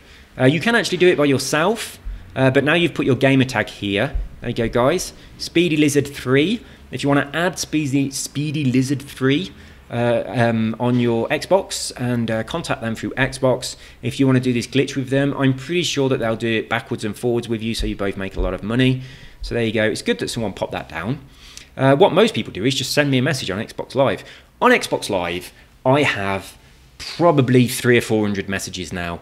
I'm not going to read them. I'm not going to reply to them, simply because it's not the way to contact me. This is the way to contact me, and there are several reasons for this. First of all, it's much easier for me to reply on here. Also, I can feature your comment in comments on comments, like I am doing right now. And also, quite often people ask me questions on Xbox messagey thing, and I have no idea what the answer is at all. But if you ask me that same question on here, then the entire community can answer your question, and usually a lot quicker than I can, which is a lot more useful. And when someone else has got the same question, they can see that you've asked it, they can read the reply to it, and it satisfies, you know, their problem too. When you send me a message directly on the Xbox, none of that happens. All that happens is I don't read it. That's the only thing that happens. I just don't read them. And it's kind of, even if I wanted to, you know, when you click on a message on the Xbox, most of the time for me, I wait ages looking at nothing, and then it says, we can't retrieve your messages at the moment. That just happens all the time. It's a pain in the arse. Now, if I use Chrome browser and I go to the social part of the Xbox website, I can view them on there, and I can reply to them on there, but there's too many. I'm not going to. And as I said, it's like when you ask me a question and nobody else, it's only my knowledge that's the answer, and it doesn't benefit anyone. When you do it in here and it's a lot more public, loads more people can answer the question. It benefits everybody. And it's like, the number of people that have said to me, will you do this glitch with me? My gamer tag is whatever. I've got hundreds and hundreds of messages through Xbox Live that have said that. So I'm not going to do that with all of these people. It would take up my entire life to do it with all of these people, and for that reason, because I'm not going to do it with all of them, I'm not going to do it with any of them. Do it amongst yourselves, or do what I do, create a second account on the Xbox, just play with the second account for a while until you unlock the auction house, get a little bit of money on that account, and then do it yourself backwards and forwards, and don't rely on anybody. It works. Blatantly fake name. I love your thing of the purple cat. I really do. It always little stands out. I don't know if it's is it from, and obviously not Bagpuss, but was there like a children's TV program from the 80s or something that this comes from? I don't know, it just seems familiar to me. Anyway, blatantly fake name. We should have a Class D Goliath in the Peel. We should. Right, just some crazy random car that's useless to drive on the longest track that's available. That'd be quite funny. It'd be a little bit frustrating, but it'd be quite funny. Right, Dog CN, who is also LCD Dog, changed their name. I did read your thing where you said you've changed your name on here, but it's the same on the Xbox. Running this for lols, I put up a time the boss can try and match for around a 114. So you've got a 114. What was mine? It was about a 127 or something, I think. Now, obviously, mine was the standing start, so I can do a rolling start. But yeah, you are the person who I consider to be my goal, because you're better than me, but not significantly better than me to be out of reach. It's like you look at RMA4, you look at Robson and those guys, I haven't got a chance in hell of getting anywhere near them at all. In fact, I think that on quite a few tracks, if I did one lap and they did two, I would probably still not beat them. But you are better than me, but not to a point where it's not achievable. So yeah, whenever I see one of your times posted, that's what I'm aiming for, and it pushes me. So yeah, I consider you my rival. So there you go.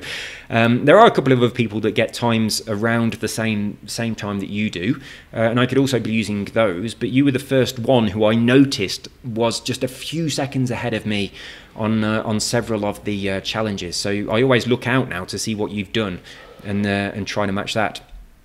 The Great One. There's two of you. Oh, I wonder which one is the great one. So thank you, very useful. I like this video. This is a video of me using the controller so that you can see exactly how to do the controller view in order to do this glitch. Thank you. Bobby Light. This is Scotto Car from Hoonigan. It doesn't do burnouts. YouTube is schmuck. I have no idea what you're talking about. Anyway, back to LCD Dog, or Dog CN. You will get better. I just read that as you will get banned in my head before I started reading it out loud. You'll get better times with some practice, I'm sure. Try to do what I did on the... yeah, I mentioned this. Drifting a little bit. And also, the thing that... I can't remember your name, but the person that said earlier about not having the assists on the car is going to stop the understeer. I really appreciate that you said that, because that's my car feels weird. It just feels like it can't turn. So I'm going to take those assists off. I am going to do a bit of drifting on here, and I'm going to have another crack at this in the Lancer. So I quite liked it, actually. I liked the track, and there wasn't really much opportunity to cheat on there. There weren't any jumps or anything like that, but it was all right. The Lancer was on an S2 class, which caused me a few problems as well, but it wasn't a crazy S2 class. It wasn't like some of the road cars that are just impossible to handle. So I think it's on my limits, but it's achievable. Spitfire Buzz. Very nice, the new fine art. Glad to see the club having such nice people in it. I agree with you. I think it's incredible for what they have done there. Spitfire Buzz, if you're watching this, you suggested a video to me, which I made a long time ago. And I did say I'd keep an eye on how much money that video is making. It's made about $8, so it's not doing very well.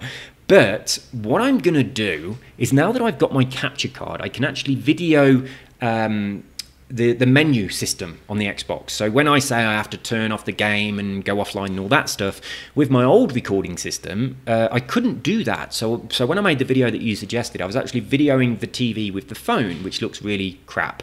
But I'm going to remake that video again, doing it with my capture card and do it a lot better, and I'm kind of hoping that it gets a lot more popular then and it starts to make some money, and I'm definitely keeping an eye on it, but hopefully the new version will make some money, and when it does, not if, but when it does, I'll be contacting you and saying, hey, what's your PayPal email? I've got some money to send to you, and I'll send that over. But it's made $8 so far, and I think it's a bit stupid for me to be sending you.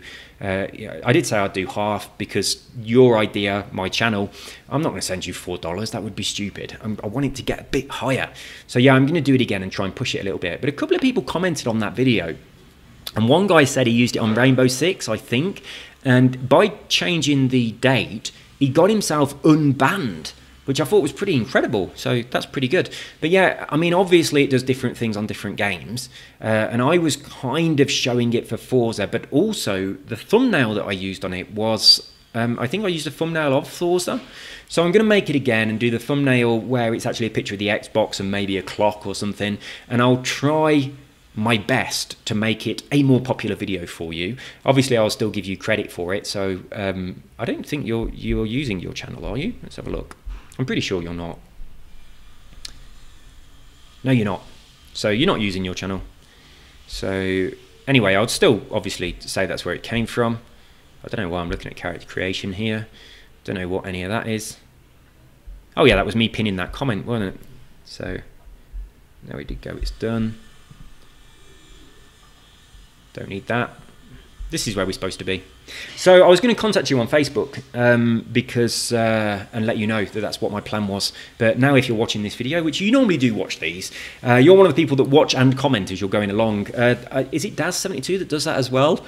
I kind of like it actually. It's kind of like you comment and then there's another comment, and you put timestamps in your comments as well, which is really good because sometimes I read a comment, I've got no idea what the person's talking about. But you watch, you put timestamps, you put a comment. So I'm sure you're going to watch this. But yeah, I really, because you gave me that idea, I really wanted to kind of give you a little bit credit back for it, which I think is only fair. So hopefully when I make it again, it gets a little bit of a boost. But we'll see. We'll see what happens. Oh, I need to go and show more again. Right, Martin Homer has just joined the club. I'm hoping this may bring back a bit of enthusiasm for the game. Love the video, so keep it up. Cheers, Martin. Yeah, I really think the club is awesome. And I mean, because it's my club, it's a bit pedantic of me to say that, but I can say that because it's only awesome because the people that are in it doing the stuff that's making it awesome. So I can say it. Right, same again for the Sims thing.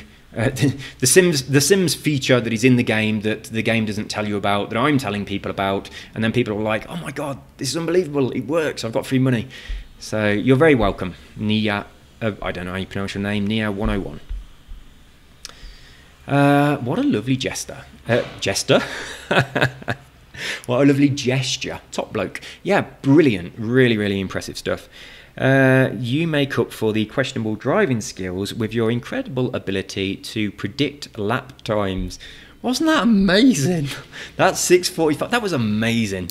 And yeah, and when I was going around there, I did say what I thought I might get.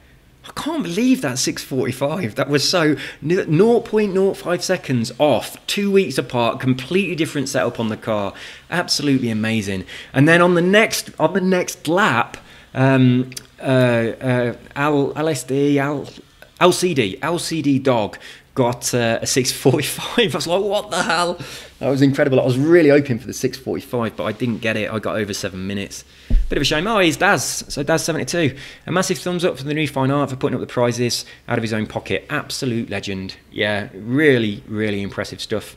You're very right there, Daz. And Daz has something else to say. Just to add, before you begin a race, if you press Y to change the rival, you can then press X to scroll down through the rival leaderboards, including the club leaderboard, so you can track the times yourself, as well as see what you need to be aiming for. That's a brilliant tip.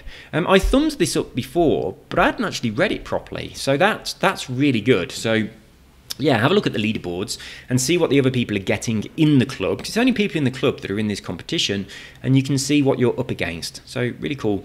But I mean, take part in the competition anyway. Even if you think I ain't got a hope in hell, still take part in the competition. I mean, this is running over a long period of time.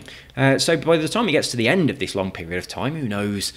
I might decide to chuck in a couple more prizes, or someone else might decide to do so. We'll see. We'll see. We might have some honourable mentions for effort and things like that. We might have a booby prize for people that drive like I do.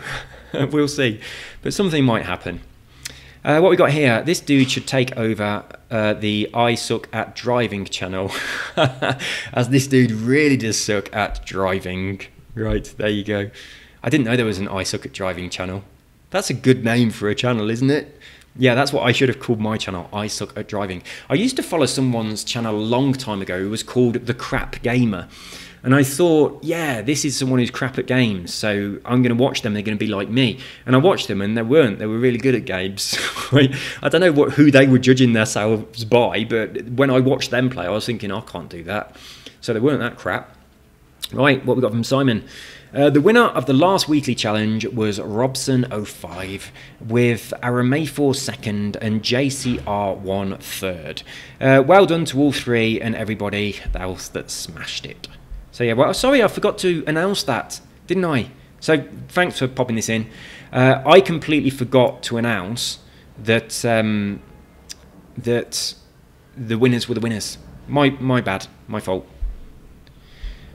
Done one with the 6:45 seconds you mentioned. Gonna try to better it later tonight. Awesome. Do we have to post our times on the club feed, or can we choose to? You don't have to at all. If you're a member of the club, New Fine Arts will be able to track your time on the leaderboard, so no need to post on the club feed. Right, there we go. Answered the question.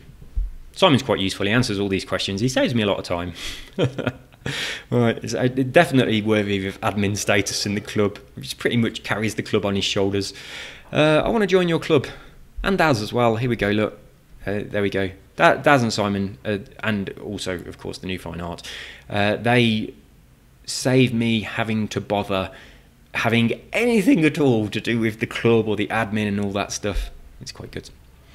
Right, thanks for that. I love the design. I made it for the Evo X GSR at first and moved it across to the one-lap car. So, I don't know, what was it? What was the design?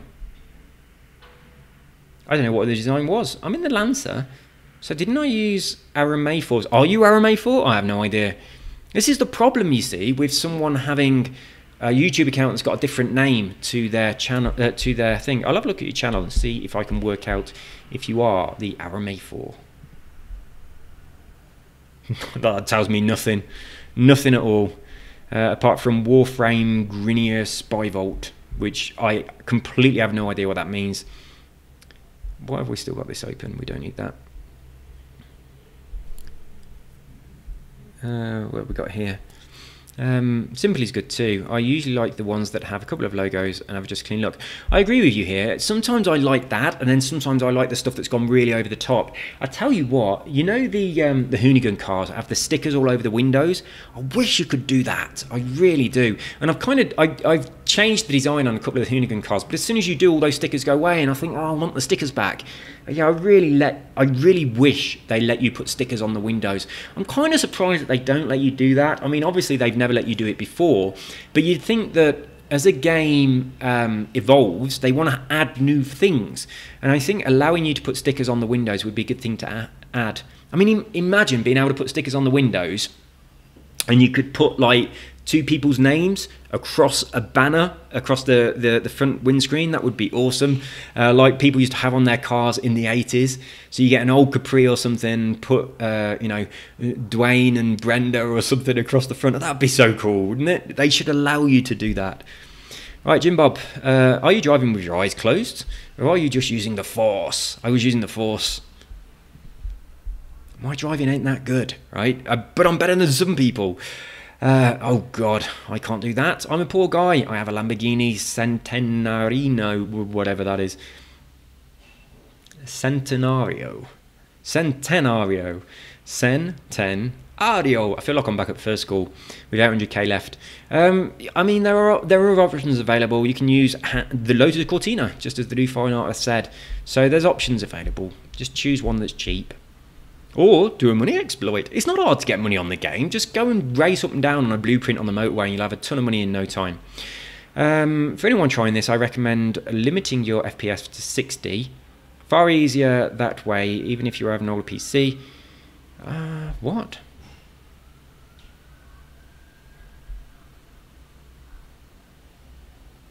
Limiting your FPS helps with the time. Really, does it? I hadn't even thought about stuff like that at all.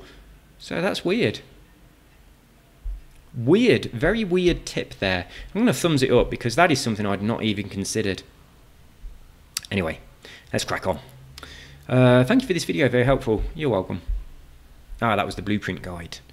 What are the chances of these cars getting sold at near or maximum credits usually? I tell you what, because people have watched this video and they're looking for any car valued at 10 million to buy it at 5.5 million. There now are not so many of those cars at 5.5 million, so I think that people are more likely to buy them at a higher price. Now, not necessarily at full price, but if you buy one at 5.5 million and you put it back on auction at 8 million, someone might think, I'm going to buy the 8 million one and sell it for 11. So you might be able to buy a ton of them as cheap as you can get them and sell them for a bit more and make a profit that way without having to go through the process of cheating. And then obviously Team 10 are not going to complain about you buying a car at 5.5 million and selling it on the auction for 8. But I mean, I've listed quite a lot of these cars at full price, not necessarily near full price, but at full price, and no one ever really buys them at that price. And as Marco97 says, the chances are 0. I think there's a small chance. Or is there? Is there a chance at all? Because you can just go and buy them for 10 million from the showroom. The cars that are valued at 10 million that can sell on auction for 11, in the showroom, they're 10 million. So if you can buy them from the showroom at 10 million, why wouldn't you do that? Anyway, let's move on. Is there any way to do this on a PC? Yes. Search this guy, Bitrate, on YouTube. Yeah, do that then. Search for a guy called Bitrate. Actually, the guy who told me about this, there is a link in the description of that channel. I'll show you. I'll just open this up. Whoa, whoops, didn't mean to do that. Let's just go back again. Oh God, I've got to do all of that show more nonsense now, haven't I? Right, here we go. Anyway, that video, in the description of that video, there is a link to somebody else's channel. That's the guy that told me about this. Now, when he told me about it, he told me about it as a way to duplicate cars. And I read the thing that he had said about duplicating cars, and then I thought, hang on a minute, if you can duplicate cars, you can duplicate money. So I made the video about duplicating money, but then he had also mentioned the duplicating money as well. I didn't realise that he had. So anyway, I gave credit and said, this is where the idea came from. If you go over to his channel, his name is Daniel, have a look at his channel, subscribe, watch his videos. He has on his channel a video showing you exactly how to do this on a PC. So it is possible. It's a bit more complicated. You have to find where the save is on the PC and stuff like that, but he shows you how to do it. So go and check him out. I have actually put a link to his specific video that shows you how to do that on several of my videos, but I didn't on that one because that's my remake. Right, so does anyone want to hook up with a Fox body? Because I legit have only seen it twice. I don't know what a Fox body is. Is it a type of car or what? I don't know. What is it? Anyway, I've not seen it. At least I don't think I have. Right, Chris Bruce, Katumi74. I've been trying to find this blueprint for ages. I can't. What is it? Right, okay. The deal with the blueprints is if I make a blueprint and I share it with you guys and then someone reports it and it gets removed, you won't find it. If I make a blueprint and I share it with you guys and then I make another blueprint from the same start point and I share that one, you won't see the first one. You'll only see the second one. Now, I didn't know this, so I was making loads of different blueprints, starting in the same places, and every time I made a new one, it made the other ones not accessible by anyone else. I had no idea that was going on. They seem to still be accessible to me, but not to anyone else. Like, I made a blueprint for a drift track around by the festival circuit, and I use that all the time. I use it for practicing drifting, and I made like a 5, 10, 20 and 50 lap version of that. So depending on how much time I've got, sometimes I go in there and do the 20 lap one, sometimes I just do the 5 lap one, but I can do all of them. But when you guys go to that same place and have a look, you don't see all of them. I think the only one you see is the 20 lap one, so that's why you can't find it. So I thought what I might do is I'd pop back into this. I can't even remember where this is from or anything. So I thought what I might do is I might pop back into there, find that blueprint, and I will still have the track. You know when you create a track, I'm still going to have that. So I could just go to that location and say, create blueprint, use this track, job done. So I know I've got a few blueprints that are no longer available. I called one Kaching and various other things. I don't know if that's this one, but I think what I might do is go around and kind of make them again so they become available. If I do that, I'll make a video about it and I'll tell you guys about it, and I'll call it something like how to find my Kaching blueprint, and then I'll kind of show you that I've remade it. I'll explain why that is, exactly the same as I'm telling you now, and then it will be available again. So there we go. I'm going to thumbs this up. I'm not going to reply to it because hopefully you will have watched this. So you're probably thinking he thumbs it up, but he's not replied. So I've replied in my comments, so I hope you watch that, Chris Bruce, and see what my answer is. But yeah, I am planning to do that. I do know it's a problem, so hopefully if I reset all of these, when someone watches just this video, which is quite old now, and they try and find the blueprint, once I've reset them all, they'll be back there. Right, did not work for me. Try again. It absolutely works. Completely does work. So try it again. You got your timing off. Where are we?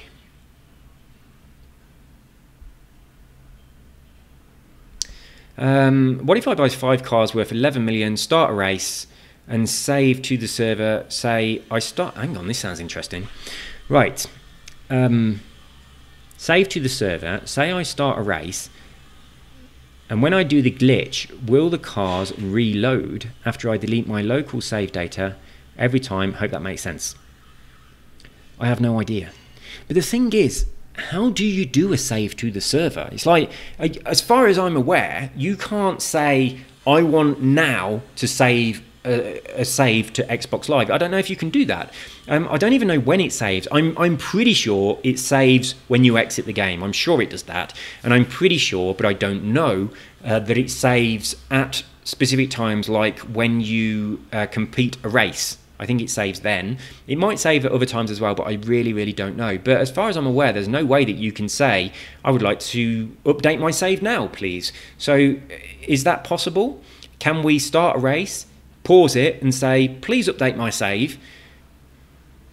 Maybe you can start a race and then exit the game, and that's going to force it to do a save.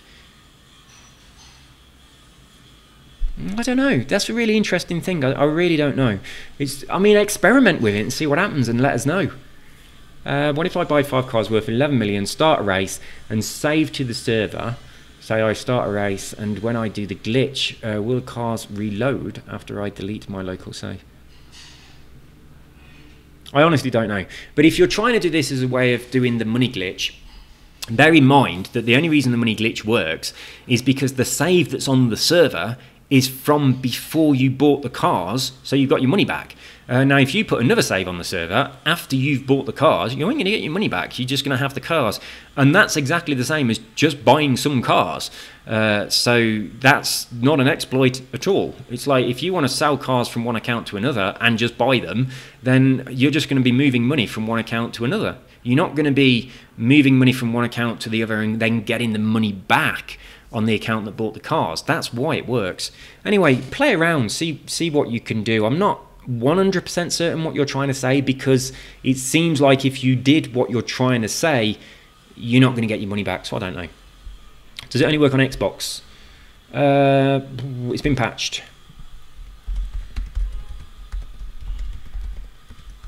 Right, it's been patched.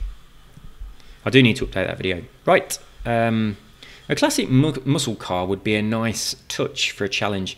I hate the muscle cars, I really do. Never been very good at them. Yeah, we do want some variety. Try different cars out. There's a lot of cars that I hate driving. There's some cars that I really like, but everyone has different opinions, don't they? I like the little buggy type. I mean, I love, what I absolutely love the best is old cars.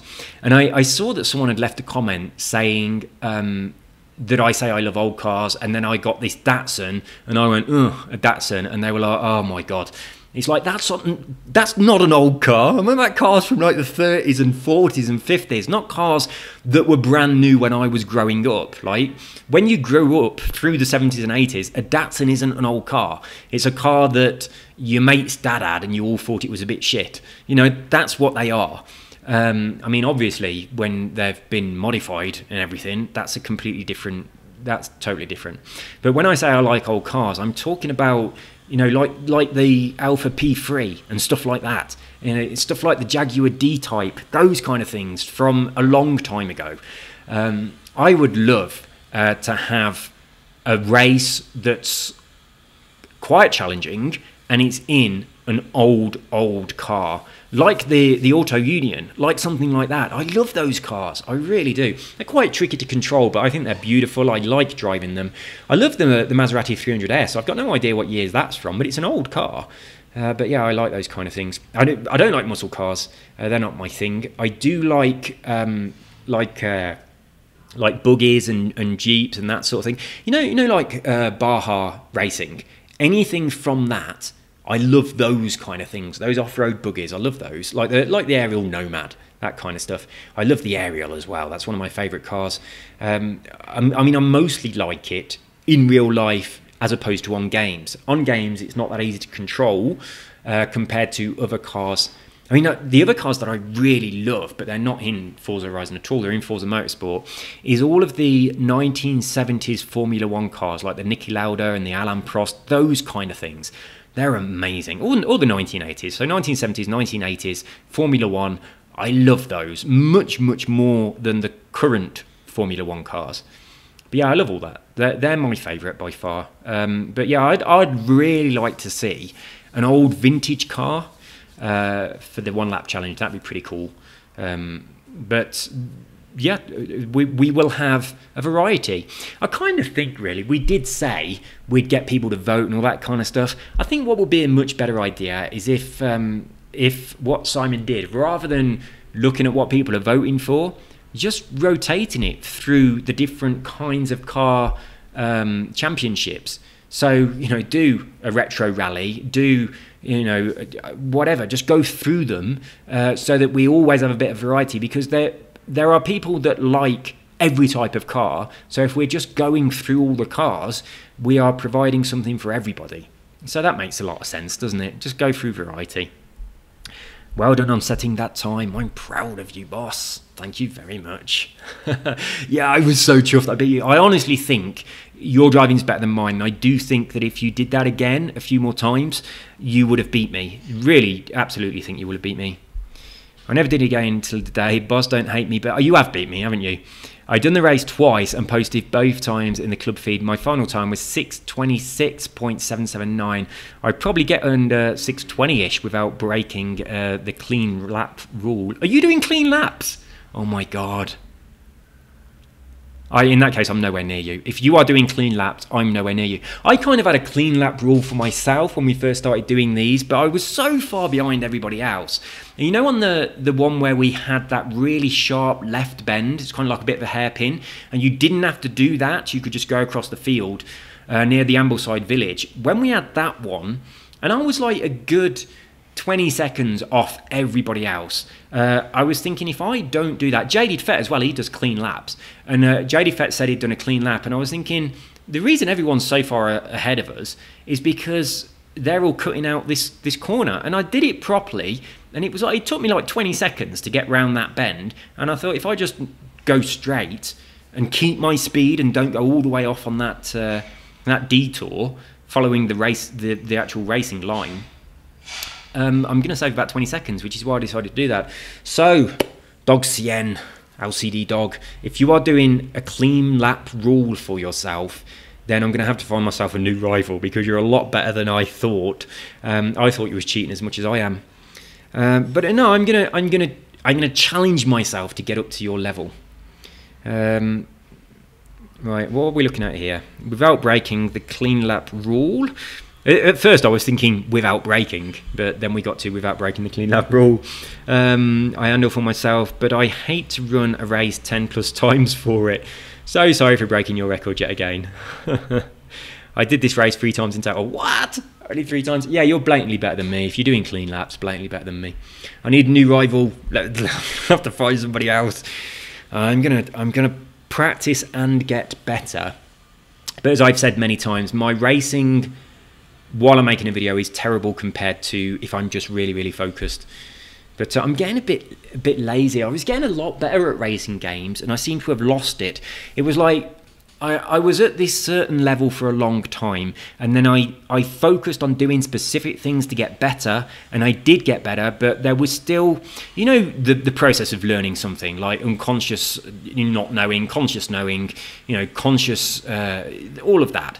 Well, I'd got to the stage where I was consciously competent. That's where I was, and I wanted to get unconsciously competent, but I didn't make that transition. And because I was only consciously competent and I was having to focus on doing these things, I've slipped back into being unconsciously incompetent at being a better driver. So I've kind of gone backwards a little bit, and that's what I need to do. I need to do it and focus on it until it becomes natural, and at the moment I've let it lapse. So I was mediocre. I got reasonably quite good. I've gone back to mediocre. That's what's going on here. Well done. The best part about this glitch, they can't patch it easily. Also, I would like more comments on comments. Well, here you go, James Smith. Here is a comments on comments. It's just for you. It's been a while since the last one, hasn't it? Yeah, you're dead right. I don't think they could patch it easily at all. It would be a really difficult thing to patch. It would be an easy thing to catch people doing it, because they could just keep an eye on people's credits, and they could say, hang on a minute, within one day this guy went from 5 million credits up to 100 million credits. What's going on? So they could kind of find out who is exploiting the game like that. It would be a very difficult thing, because it's all to do with Xbox Live saves. And also, it's probably a difficult thing for them to say, you're selling cars on auction and cheating, whereas this person's selling cars on auction and not cheating. And there's a lot of stuff they'd have to check. But there we go. Otis. Brilliant, mate. I've been in the hospital. I heard you had a birthday. I did. Happy belated birthday. And welcome to the 50 Club. Had mine last year. 50? I'm 45. No, yeah, I am 45, so I'm not a member of the 50 Club yet.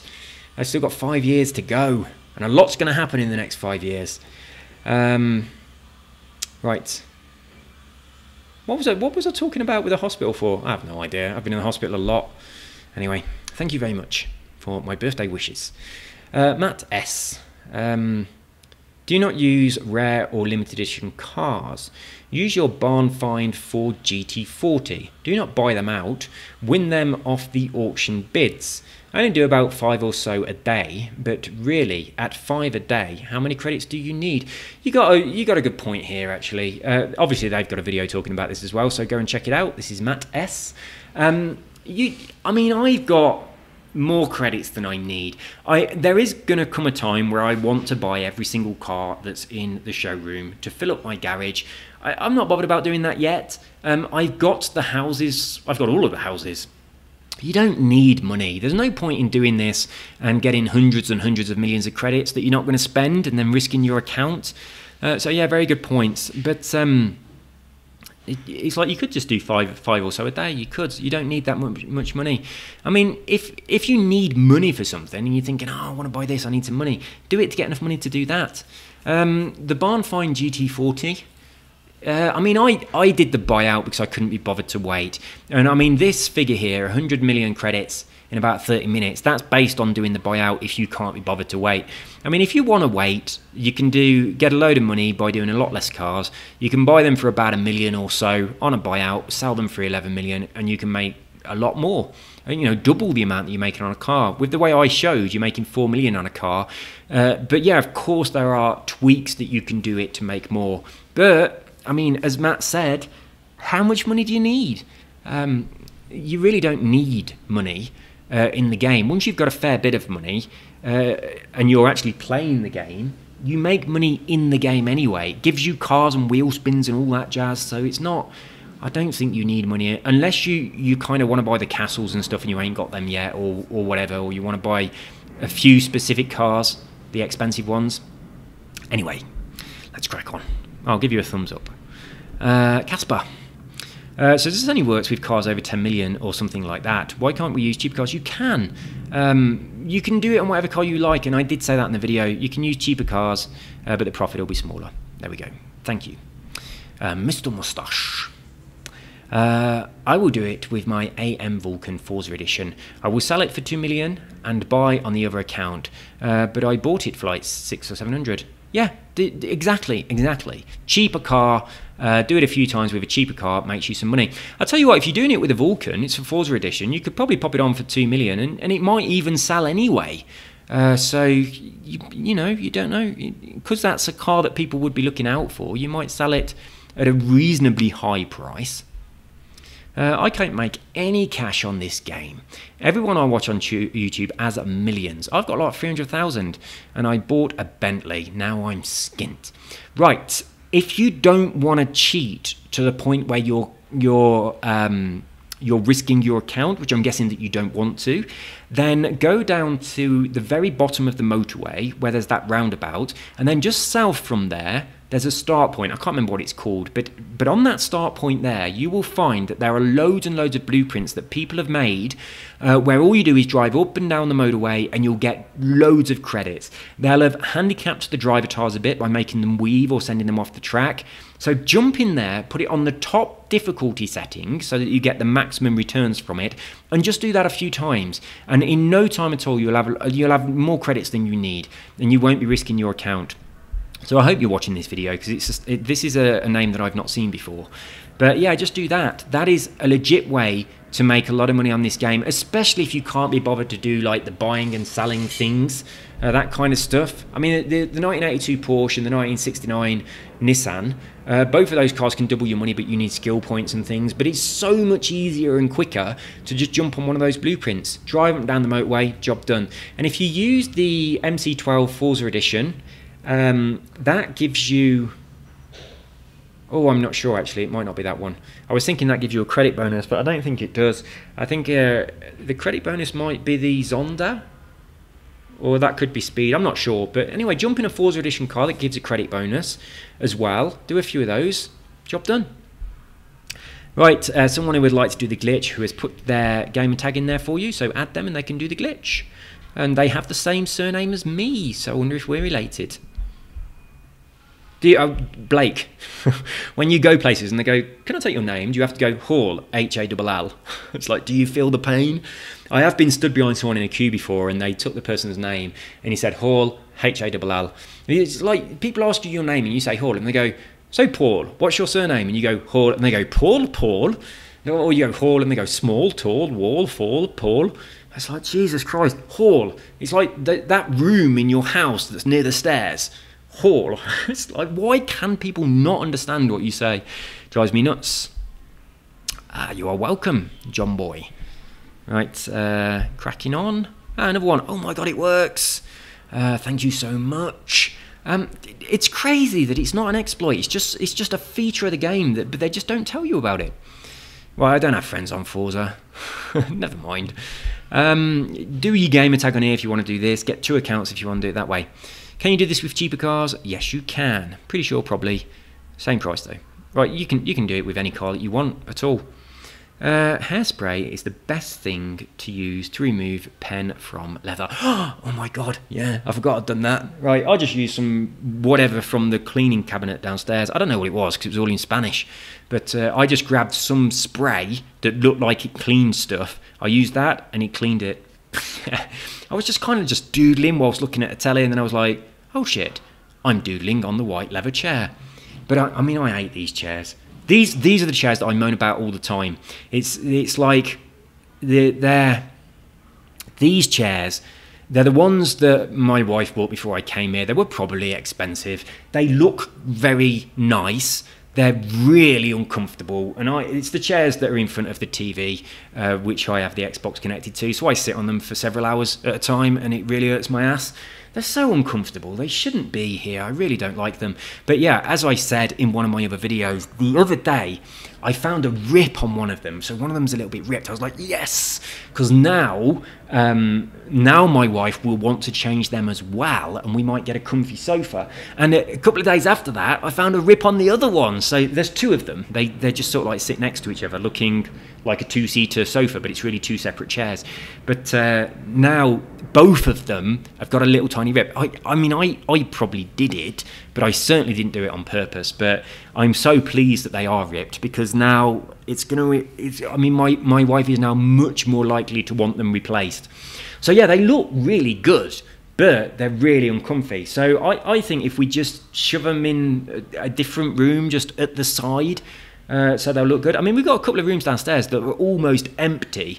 It's like one room has got my office desk in it, and that's it. It's a room with one desk in the corner. That's it. Nothing else whatsoever. And then another room has got my piano in it, and a TV on the wall. That's it, nothing else. But it's a 3-bedroom apartment, but we're 2 people, so obviously we sleep in the same bedroom, and we've got these 2 spare bedrooms with nothing in them. We kind of do want to get a sofa bed in one of the rooms so that people can stop over and stuff. But I mean, we don't really like people, so if we get a bit of furniture that means that they can stay here, that means that some people might stay here, and we don't want people to stay here listening to what we're doing in the bedroom. It's like, we're happy for people never to stay here. It's like taxis are not expensive. Get a taxi home and just risk being robbed. But yeah, I think if we chuck these 2 stairs, I mean, they're behind me here. I'm looking at them as I'm talking, which is probably why my voice has gone away from the microphone a bit. But if we chuck these chairs downstairs in one of the bedrooms that are currently almost empty, I mean, in the room where my piano is, it's electronic piano, so when I say piano, don't think there's a big grand piano downstairs or anything like that. That'd be awesome. In fact, in our main living room, there is a space in that area where you could fit a concert, what am I talking about? A conservative, like a small, a conservatory, not a conservative. My piano is very conservative. Yeah, you can fit like a mini grand. Is what I was looking for, a conservatory grand made for people's conservatories. There's an area in that room where it has a space which is just the right shape and size for a mini grand piano. And it's like also in that room, the coffee table that we've got is black. It's kind of like a black piece of glass, and it's on black stone, I think. I'm not sure. It's really fucking heavy. I don't know what it's made of. You can barely move it. But that's black as well. And a black... And the sofas down there are black as well. And it's like there is a place where a mini grand piano would look amazing. So I kind of want to get one of them and put it down there and use that. A mini grand electronic piano, like they get one of those Yamaha ones that you can stick headphones in, that'd be good. Because although I play the piano, I'm not very good. So it'd be a bit unfair on our neighbours. But yeah, that'd be good. And then that would move my piano out of the room where it is at the minute. That room does have a TV on the wall because we used it as our bedroom for a while we were trying to fix, well, while the floor was being fixed in our bedroom. It took bloody ages, which of course you guys know about because I was moaning about it every day for a long time. They had to smash up the floor and re-level it and stuff because of all the earthquakes. But anyway, that room downstairs, we could chuck these chairs, these horrible leather ones down there, pointing at that TV, so that we've got like a little bit of a TV room down there, and then get a nice comfortable sofa up here for me to sit on while I'm on the Xbox. That'd be good. So yeah, I did draw on the chair, I've cleaned it off, but I've now noticed the chairs are ripped, and I'm really hoping that my wife will now have a slightly, be more inclined to agree that we need a new sofa. But I don't think she likes buying stuff for the house. Unless it's handbags, shoes, or a holiday, she doesn't like spending money at all. So, I mean, I like buying stuff for the house, and I always see that as a really good investment because it's stuff that you use all the time. It's like, I think spending a lot of money on a big telly is a really good way to spend your money because you're going to watch it every day, and every time you watch it you get enjoyment out of that. I mean, this telly's stupid big, it's 60 inches, and when you're sitting in front of it not very far away watching a film, it's like your own private cinema. It's amazing, and it wasn't that expensive. It was like 500 and something pounds. So I think that was really, really well spent. I think that was money really well spent.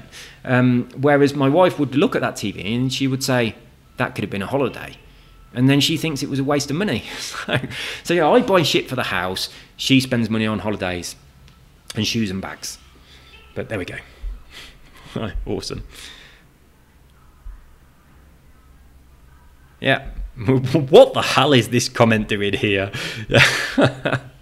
If you didn't notice that in the video, it would make absolutely no sense whatsoever, would it? That makes me laugh. Let's thumbs that up. Anyway, let's crack on. What we got from Jason. Hi there. I'm trying to rank up in painting, but it's not going very well. I've done over 740 designs, Jesus, and started out well, but my progress seems to have come to a bit of a stall. Could you give me any advice? Please look up my liveries. My gamer tag is that. I'm not typing that in, it'll take way too long. I hate it when people say, check my whatever out, my gamer tag is this.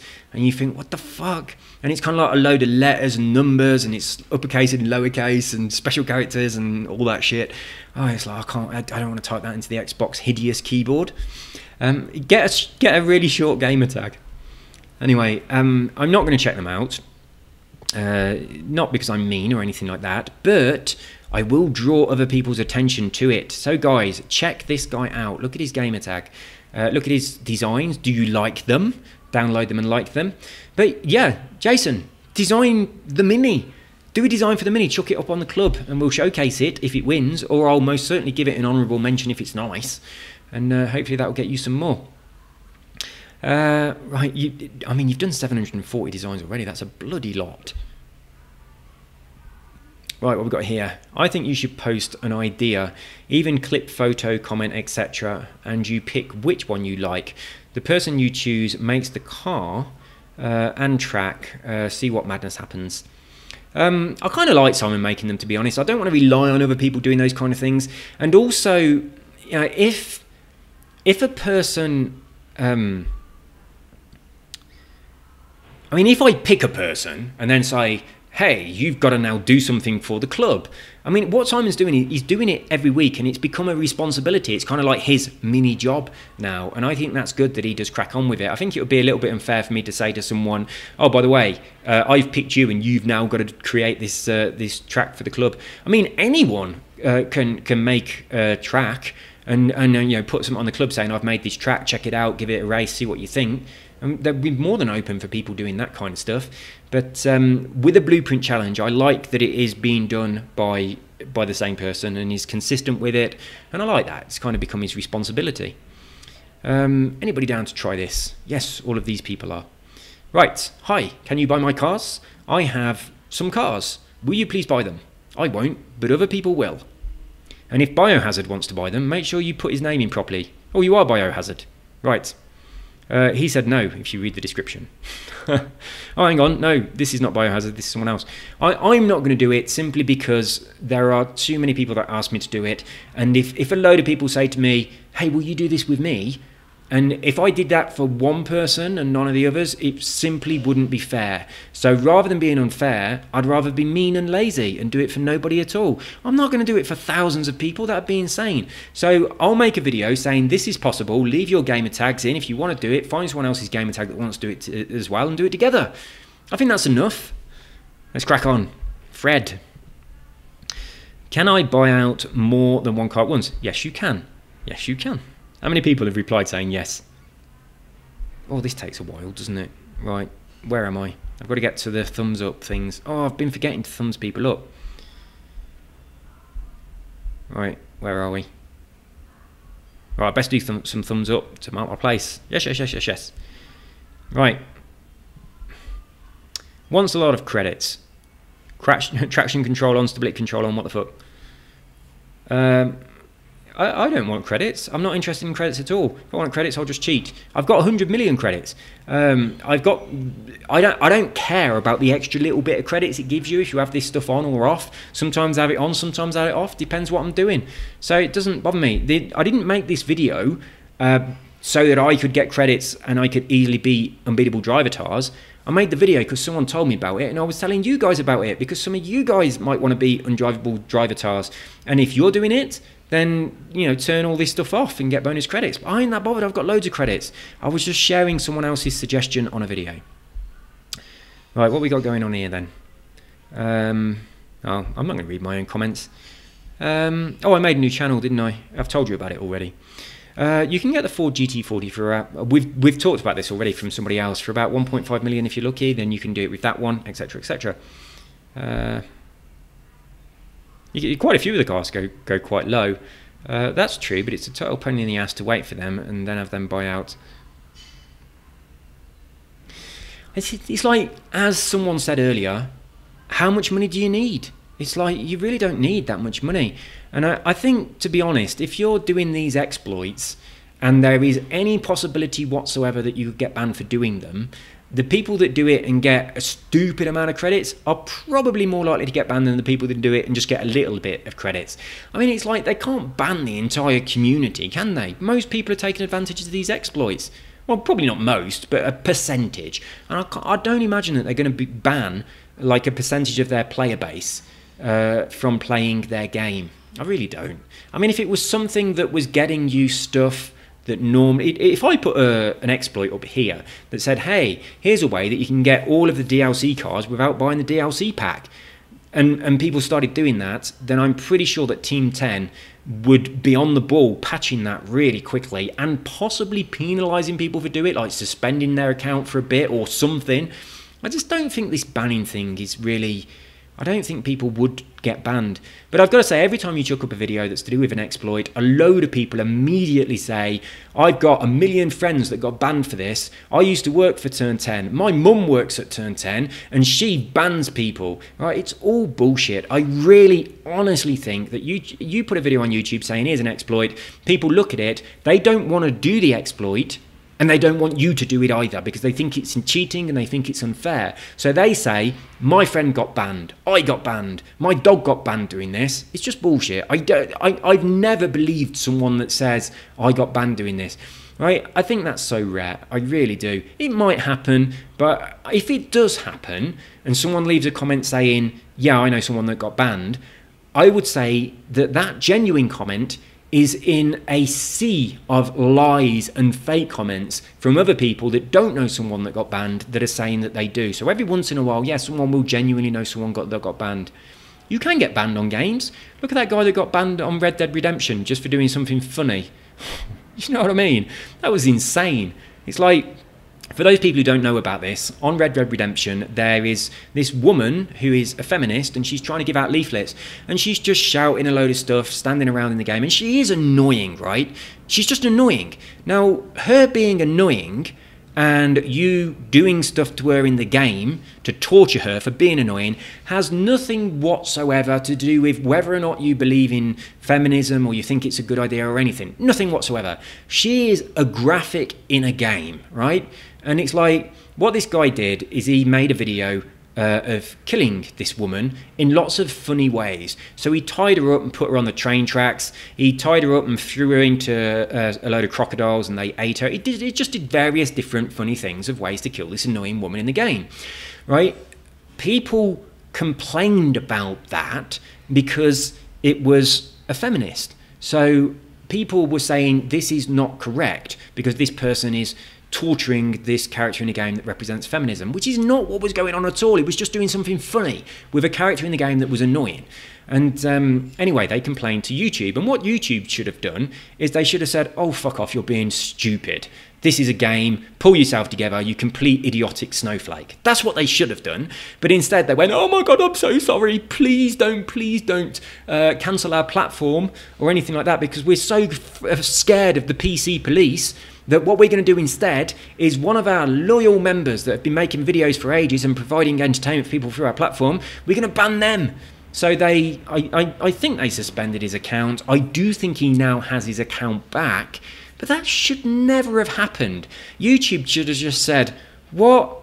Just do one and don't be so pathetic. It's a game, right? It's a game. And if anything should have happened on the back of this, I don't believe anything should have happened. It's just a sodding game, right? But if anything should have happened, what should have happened is Rockstar should have got in trouble for it because it was them that put the woman there saying the things that she's saying and gave you the ability to tie her up and feed her to crocodiles. It's not this guy's fault for doing it at all. But equally, it's an 18 certificate game. It's like nothing should have happened for that. It was so wrong. I think it was pathetic that someone complained about it. I think it was even more pathetic that YouTube took action on that complaint. It's just stupid. It's just a sodding game. It's like, I can't believe someone took offense at that. I really can't. It's like that. Absolutely nothing that happened there has anything to do with anyone's views on any kind of political movement or anything. It's just stupid. It's just a game. So pathetic. But yeah, anyway, that happened. Let's move on. Jim Barb, your racing lines are terrible. You need to learn to use. You need to learn where racing line is and pick up the apex of the corners better. Okay, I will. Because you've said that, I will be a better driver. Next time I drive, I'll do it better. Just for you, Jim. Thanks for the spam in my sub box. You're welcome, Mr. Nips. Oh yeah, I uploaded 7 videos in one go. Right, when I upload a video, it takes ages. As you can see, this one here is still uploading. It's got 40 minutes left. It's on 81%. It's been doing this for absolutely ages. So it takes a really long time for the video to upload. So I did 7 of these videos. I left them all uploading. They took bloody ages. And I went off, did stuff, went about my day, come back, and they're all ready. So I just pressed publish all, and it published them all. And you got a notification for them all in one go. Y'all using stock escorts for this? No, we're not. We're using the tune. I said here, look, whenever we do a K74 one-lap challenge, there is always a tune specifically for that challenge. So we have the one-lap challenge, we have a car for it, there's a tune for the car, and from next week onwards, there's also going to be a design for the car as well, which will be from you guys. Where is this event? So the K74 challenge again. Edit, do you stream? In that case, where and when? Right, I currently stream, but not very often at all. I don't know what happened to my voice there. I malfunctioned a bit. Right, I do stream, but not very often, and when I do, it's on Mixer through the Xbox. But the headphones that I need to wear to stream, they're the ones I was talking about earlier, and they've got some weird feedback issue going on, so it's really annoying. So I'm going to look at other ways to do it. Now, the way I'm currently capturing my videos is with an Elgato card straight into my MacBook using a very good microphone, which is the one I'm talking at now, which is a lot better quality and it doesn't mess up. So what I'm probably going to do, you can actually stream through the Elgato card as well, and you can set it up to places like Twitch and all that kind of stuff. So what I'm probably going to do, in fact, I'm definitely going to do, but I'm not saying when I'm going to do it. It might take me a while. But I'll set up an account on some other streaming platform like Twitch, and I'll stream using my Elgato card because it's going to be much better, and I'll do it that way. But my internet connection isn't brilliant, so that could cause issues, but we'll see how that goes. So that's my intention. I'm going to do that in the future. If I start doing that, I will most definitely make a video on here and tell you guys about it. I assume my username will be Katumi74 unless some cunt steals it. But yeah, I'll do that. Right, so where's the event? So that event was at the festival circuit. But normally, when we do one of these challenges, I make a video saying, there's a new challenge, and I tell you where it is and all that stuff. And thankfully, what Simon has started doing is telling me where they are, whereas previously he'd say, it's from here. The name of the place, and then I'd open up my map and I'd think, right, where the fuck's this? And I would spend ages looking all over the map for the start location, and I've not unlocked every location. So I'm looking and looking and looking. I'm thinking, I might not even have it. It might not even be on my map. But thankfully, Simon has now started to say, this is the location, it is next to here. So now I can find them. So that's better. Right then, well done on your time. Are you feeling satisfied? I was feeling very satisfied until my time was taken away and he beat me again. So not so satisfied now. But yeah, I'm still going to, Dogsy, I'm still going to use you as my rival, and I'm going to try and improve myself to the point where I can beat you. So that's what I'm aiming for. There we go. Happy to take suggestions for the next challenge. Is up and ready. The one after that is going to be a lot of scrambling in the mini. So there we go. Just pop up suggestions. When I chuck out a video that's to do with the one lap challenge, if you want something for the next one, put comments on it, and Simon will read them and he'll take them on board. And if he disagrees with them, he'll totally ignore them and do his own thing. I would, you know, if I was making them and everybody says, right, I want to be in this S2 class car doing this road race at night time in the rain, in the heavy rain, I'd be like, fuck that. If you want to do that, you can do it by yourself. We ain't doing that.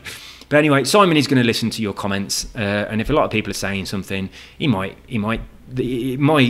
influence what he decides to make. But there you go. I'm leaving all that stuff up to him. That's his baby. It was his idea. It's his thing. He does it. It's his responsibility to continue doing it. It's like his little part-time job. So I'll leave all that stuff up to him. Anyway, there you go. Right, that's. I did mean. Oh yeah, you were talking about something saying the new fine art. I read your comment and thought, what are you talking about? The Fallen UK, and you was so mix up sorted. Oh look, someone's actually used K74 as part of their name. That's quite cool, isn't it? When did you start playing Forza? I say a lot of words wrong, right? I really do. And when I was a kid, I had a lot of trouble saying any words that have got an O and an I in them, like the word join or coin, those kind of things. It's hard for me to say them now. Instead of saying coin, C-O-I-N, I used to say coyun, which is C-O-Y-U-N. So instead of saying join, I have to focus to do that. I say join, which you would spell J-O-Y-U-N. And when I was a kid and I was at middle school, so I was between the ages of 8 and 12 years old, we all had to give this talk in front of our class to say what our hobbies were. And my hobby at the time was collecting coins, like money. I used to collect old money. I used to go to this coin club and I used to collect old coins and stuff like that. So I gave this talk on collecting coins. And I spoke about this subject at length for about, I don't know, 10 or 15 minutes to all of my classmates. And then at the end I said, okay, any questions? And everyone's arm shot up, and I just said, yeah, and, gestured to someone to ask a question. And he went, what's a coin? Right? And everyone else had the same question. I'd been giving this talk on coins for the past 15 minutes, and no one had a clue what I was fucking talking about. They had no idea what I was talking about because I couldn't say the word properly. But yeah, I used to say a lot of words wrong when I was a kid. But it really made me laugh. I was just like, what? And I went, what's a coin? And I went, a coin? Like, I didn't know I was saying it wrong at all. I thought that's the way you said it. I was like, what do you mean? And he goes, what's a coin? And I said, like, a coin, like money, a coin. And he went, a coin? And I was like, yeah. And in my mind, he was saying the same word as I was. That's the way I heard it in my mind. I was like, yeah. I was thinking, what? So for the past 15 minutes, none of you have got any idea what I've been talking about? Oh, dear. I did a lot of stupid things at school. I really did. I've got to tell you this story about something I did at school that I think is really, really funny. And, right, I looked like an absolute idiot, right? There's several times where I looked like an absolute idiot at school, but this particular one, it really tickles me. We were playing cricket, and I was the fielder that was the furthest away from the batter. So I was the person who was the furthest away in the field, okay? No one behind me. And the guy hit the ball. This was at the same school. It was in middle school, so between the ages of what are we, 8 and 12. So the guy hit the ball anyway, and he slugged it, and it went right up in the air, and it's coming towards me. And right, I'm looking up at the ball, but the sun is behind the batter. So the sun is in my eyes, and I can't see this ball coming towards me. I know it's coming towards me, but I just can't see it. And all I can see is the sun blinding my eyes. And everyone's going, catch it, catch it, catch it. So I'm facing that way, and every other person is facing towards me with the sun behind them. So none of those people know that I can't see anything. I'm completely blinded by the sun. So as I'm waiting for this ball to come towards me, and I can't see it at all, I'm thinking, I can't catch it because I can't see it. It's probably going to go past me. So what I'm going to do is turn around, and I'll just wait. And when the ball hits the floor, I'll be ready to grab it really quickly and throw it back. That, in my mind, seemed like the fastest way to get the ball back to the other people, the backstop or whatever, the bowler. Yeah, that's who I'm going to throw it to, the bowler. So anyway, so what I did is standing perfectly still with everybody who can see the ball coming towards me shouting, catch it, catch it, catch it. I just turned round and started facing the wrong direction. Now, in my mind, obviously that made sense because the ball's going to hit the floor, I'm going to grab it and throw it. But to everybody else, including the teacher, they were thinking, what the fuck's he doing? He's just turned around and he stood there. And I'm stood there waiting for the ball to hit the ground and grab it. Then the ball hit me on the back of the head, right? Unbelievable, right? It hit me on the back of the head, and I thought I'd been stung by like a bee. And it hit me hard. It's a bloody cricket ball. And I just fell on the floor, and then I got this big lump on the back of my head. But I didn't really know what had happened. It sort of caught me off guard, and it concussed me a little bit at the same time. So yeah, oh, the ice cream man's turned up. You can probably hear. So yeah, to every other person on that field, the batter hit the ball was coming towards me. They're all watching the ball come towards me. They can see it perfectly because the sun's behind them. They're all thinking I'm going to catch it. It looks like a really easy catch. And then I just turned around 180 degrees for no reason whatsoever. And then the ball hit me on the head and I fell over. But yeah, I must have looked like such an idiot. So I was kind of a special child. But it really made me laugh. Right, at the time, it didn't make me laugh. At the time, I didn't realise how stupid it would have looked to everybody else. But when I look back on it now and I just think about how that would have looked to everybody else, it just really tickles me. I mean, there's no way that they would have known what was going on in my head. No way at all. They just would have thought, what the fuck is he doing? Anybody want an ice cream or some soap? He's going to be here for the next half an hour now. What time is it now? It's just gone 10:30. So I bet you, if I'm still doing this at 11, he's still going to be here. So there you go. I'm going to thumbs you up because you reminded me of something funny that happened at school, which then led on to something else funny that happened at school. So we got a couple of stories out of you saying that I can't say Forza properly because I'm saying Forza instead of Forza. I don't care. Makes no difference to me. Is this the same for the PC? It's been, I don't know, but it's been patched. That was the VIP house thing, so it doesn't work anymore. Selling 10 a day would mean that you have to get 530 skill points a day. That's easy. It's easy to get loads of skill points. But yeah, have a look at some skill point farming videos, either from me or from someone else. It's so easy to get skill points, it's insane. Right, not sure why you would have videos demonetized. I agree. It's like he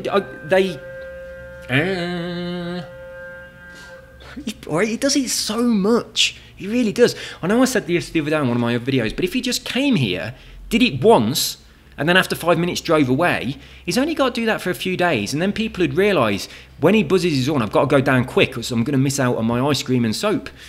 He's probably selling Coke. I've never bought anything off him, but I'm pretty sure it's ice cream and soap. That's what my wife said, and that's what it looks like. But he's probably not. He's probably just a dealer. But because he comes here and he does it loads and loads and loads, you don't know at what point he's going to go. It's just bloody annoying. Anyway, yes, my videos, a couple of them have been demonetized. And what YouTube did, they sent me a message saying, we've manually reviewed your video. It doesn't conform to our compliance regulations. It's been demonetized, blah, blah, blah. And gave me a little bit of a slap. So I don't know why. They didn't really say why. I've had this happen before a long time ago with a different YouTube channel. And in the end, they actually demonetized my entire channel, which was a bit annoying because it was making quite a bit of money. It was nothing to do with gaming. It was a channel that was to do with hypnosis. Not the one I've got now. It was a channel from a long time ago. I've had loads of YouTube channels. But yeah, they demonetized that one. And it was making...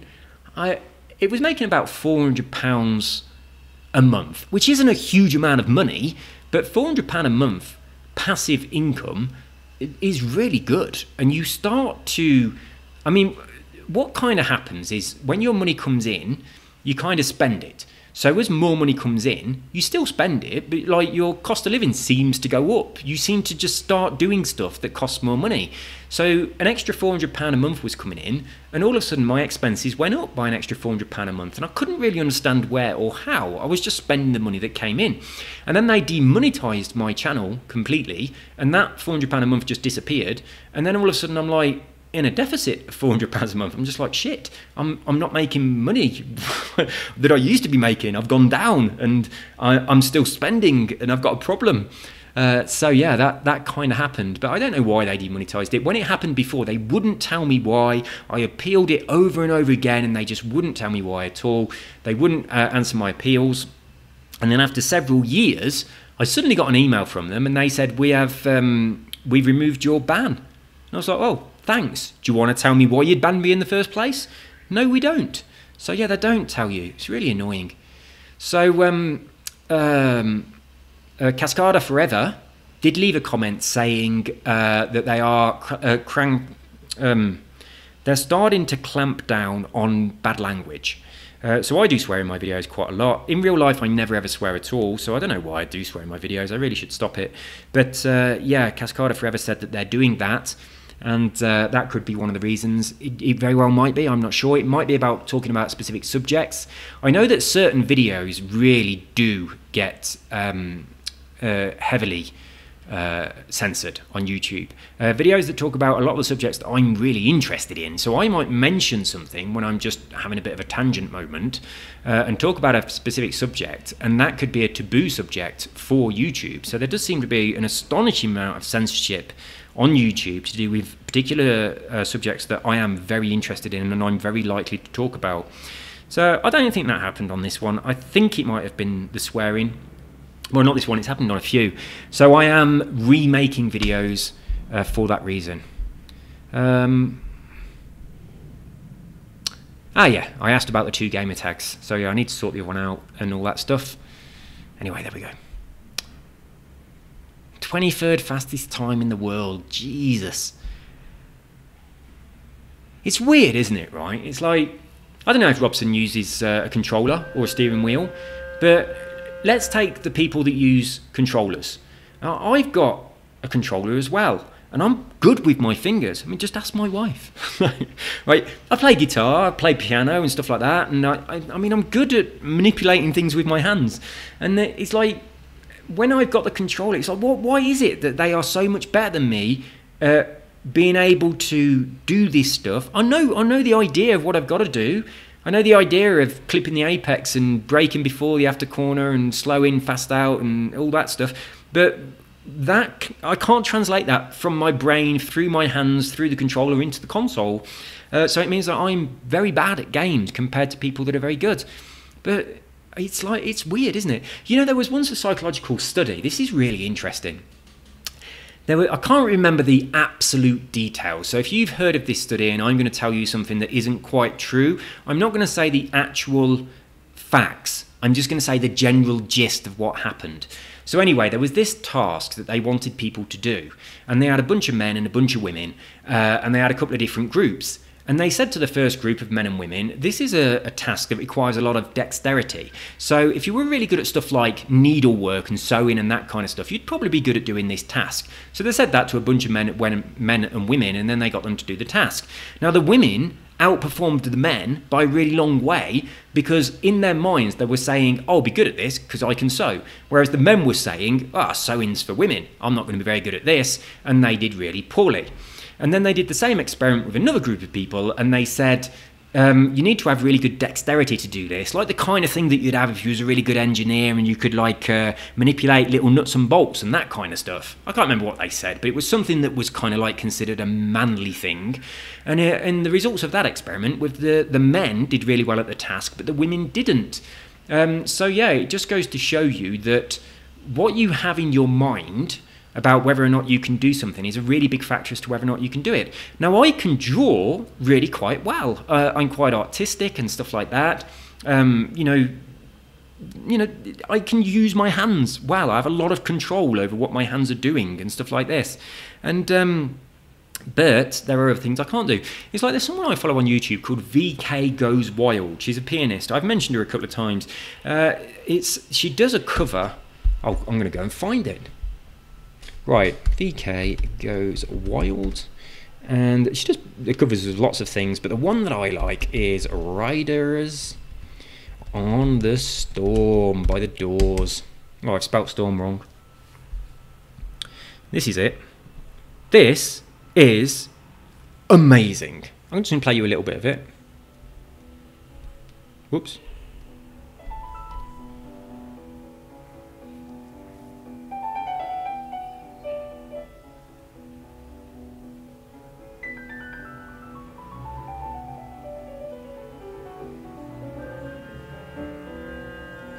Been slightly ruined by the ice cream van.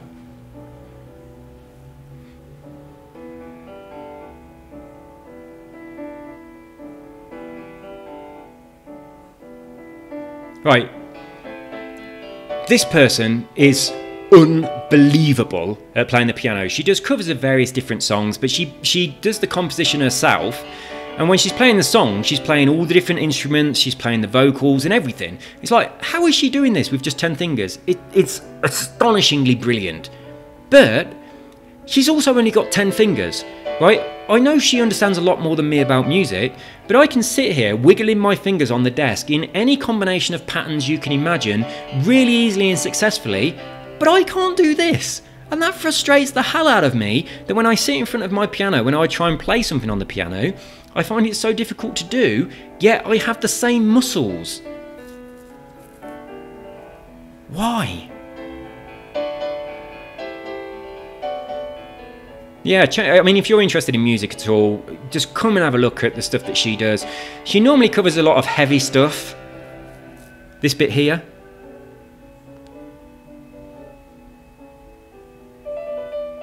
It's brilliant.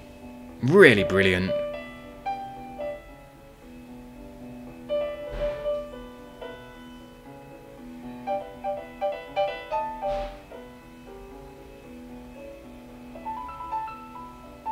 Isn't that amazing? I mean, even if you don't like this song, you must appreciate how incredible that this is.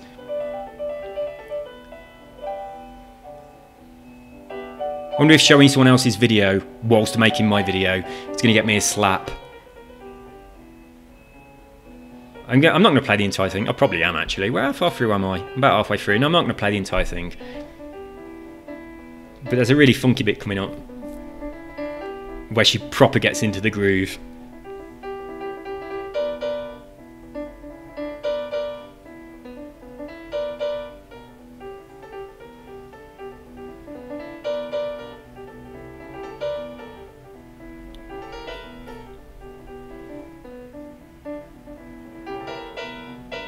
Isn't that amazing? Absolutely amazing.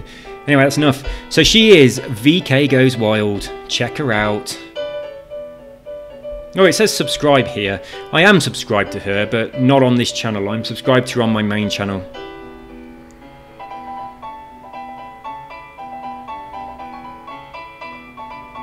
It's too good to stop.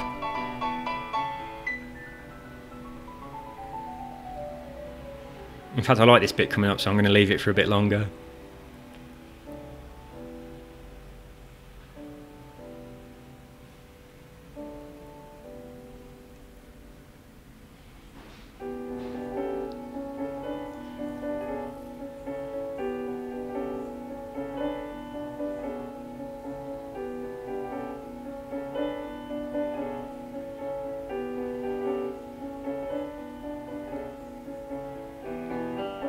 That's enough. She is amazing. She is. I'm never going to be that good. She's when she was a little kid. I can't remember how old she was, but she was very, very young. And her music teacher said, "You've got perfect pitch," which is very unusual for someone of your age. And she contacted the girl's parents saying, "You have a very gifted child. You need to get her out of this school and get her into a specialist music school because there's something special going on here." So she went off to a music school, and at a very young age, she was winning loads and loads of music competitions. Incredibly accomplished, but she was like classically trained. And that's what she was doing for a really long time. And our channel is called VK Goes Wild. Her name is Vika. And I think anyway, and then she kind of like rebelled against all of this classical stuff that she'd been doing, and she started doing like more kind of like heavy rock stuff and stuff like that. She does a lot of stuff that's much heavier than the Doors. But where I first came across her, she was doing a cover of something, I can't remember what it was. I think it was Toxicity by System of a Down, something like that anyway. But she was doing it on John Lennon's piano in the train station in London. Which one is it in? Is it in Paddington, I think? No, it's not Paddington, is it? I can't remember. One of the train stations in London has got a piano in there that John Lennon... Not John Lennon. Elton John. I tell people so many facts that are completely wrong. Elton John donated his piano to a train station that's in London. I keep saying Paddington, but I'm sure it's not Paddington. It's a different one. What's the one that's next to King's Cross? St Pancras. It might be in there. I'm not sure. Anyway, some train station in London. So she was on there doing a cover of some song. I'm pretty sure it was Toxicity by System of a Down. And she put that on YouTube. And that was the first thing I'd seen from her on YouTube. And it was absolutely fucking amazing. So anyway, I followed her channel. She's got a lot of really good stuff on there. She does Fly at the Bumblebee better than I've ever seen anyone play it with, you know, a full orchestra or whatever. It's just mind-blowing. So if you're interested in music at all, check her out. She is absolutely awesome. Let's move on. What have we got here? I've sent you the details of the new challenge. Thank you. Try not to get banned. I wonder if a snowflake cried. Yeah, probably. I was talking about me demonetization things. Oh, I've got to press this. Right then. So we are around here somewhere. 5th of Feb 2019. This is still working. Thank you very much. Yes, it is. There we go. Sophie Toms. This was Games with Gold a while back, and I never gave it a proper try. Didn't even realise it had a storyline with cutscenes, and the levels themselves are actually really colourful and pretty, so at least there's nice scenery during the easier stuff. It doesn't get that hard. This entire game is actually quite easy. There are a few little hidden things on each level that you can do, and if you do those, you can actually unlock that safe that's underneath the kid's bed. I've not done that, so I don't know what's in there. But yeah, I agree with you. I love this this kind of design, this style, all the 1980s stuff. I really, really like all those weird adverts and things they have, like the shark with the laser eyes and that. I think it looks awesome, and it's been put together really, really well. But, I mean, the game, I love everything about it, apart from when it forces you to do the platforming levels and the level where you have to carry that bomb and that kind of stuff. I hate all that. It drove me crazy. And I kind of think that it's really out of order how they create a game that is in a specific genre, like motorbike game racing, like the Trials games. I always think it's called Trails, but it's Trials. I checked. And it's like, that's the reason I bought it. I played Trials HD, bought it, loved it, bought all of the add-ons, got the next one that I didn't actually like at first, but over the past few days I've been playing it quite a lot, the Trials Fusion, and now I've got much further into the game to the really difficult levels. Now it's brilliant. Now it's just like the original Trials. I'm playing on levels that are really, really hard to complete, and when you do complete them, it's very satisfying. Whereas this game, none of the levels are difficult, and it goes away from its genre into a genre that I wouldn't buy a game in, because that's not what I'm interested in, which I think is wrong. It's kind of similar to an M. Night Shyamalan film, isn't it? It's like M. Night Shyamalan, he made The Sixth Sense, it was really good, and then he made like The Happening, that was absolutely shit, like the Nothing Happening, and he made The Village. I like horror films with monsters and demons and things in, and The Village was pretending to be one of those. So I watched the trailer and I thought, this looks good. It looks like my type of film. I'll go and watch this. So I went and spent my money and I watched it, and no, it wasn't anything to do with monsters and demons and things at all. It was a completely different genre of film to what it had pretended to be, and I'd paid to go and watch it, and then I thought it was crap. Now, this game kind of does that a little bit as well. It's like, this is a motorbiking game. It's a new Trials game. If you like Trials, you're going to like this. Oh, by the way, you've got to play this annoying platformer shooter game as well that you might not enjoy. And I think that was annoying, really. So, yeah, and especially the bit where you had to carry the bomb. I know that was motorcycling, but it was so annoying. So, anyway, you're very welcome, Rhino40. I played all the way through Trials, completed that, the Blood Dragon one, and then I kind of, over the past few days, I've got back into Fusion, and as I say, after, I hate it when you start the game up and it's going, welcome to the future. It's like, oh, I had that stupid song stuck in my head all night last night. It was driving me crazy. If I get something stuck in my head, it is there for days, and I had that. Oh, God, I hate that. And I hate the look of the game, I hate the style of the game, I hate the stupid songs on the game. Everything about it is just horrible until you get much further into the game. I've also, I did have the DLC.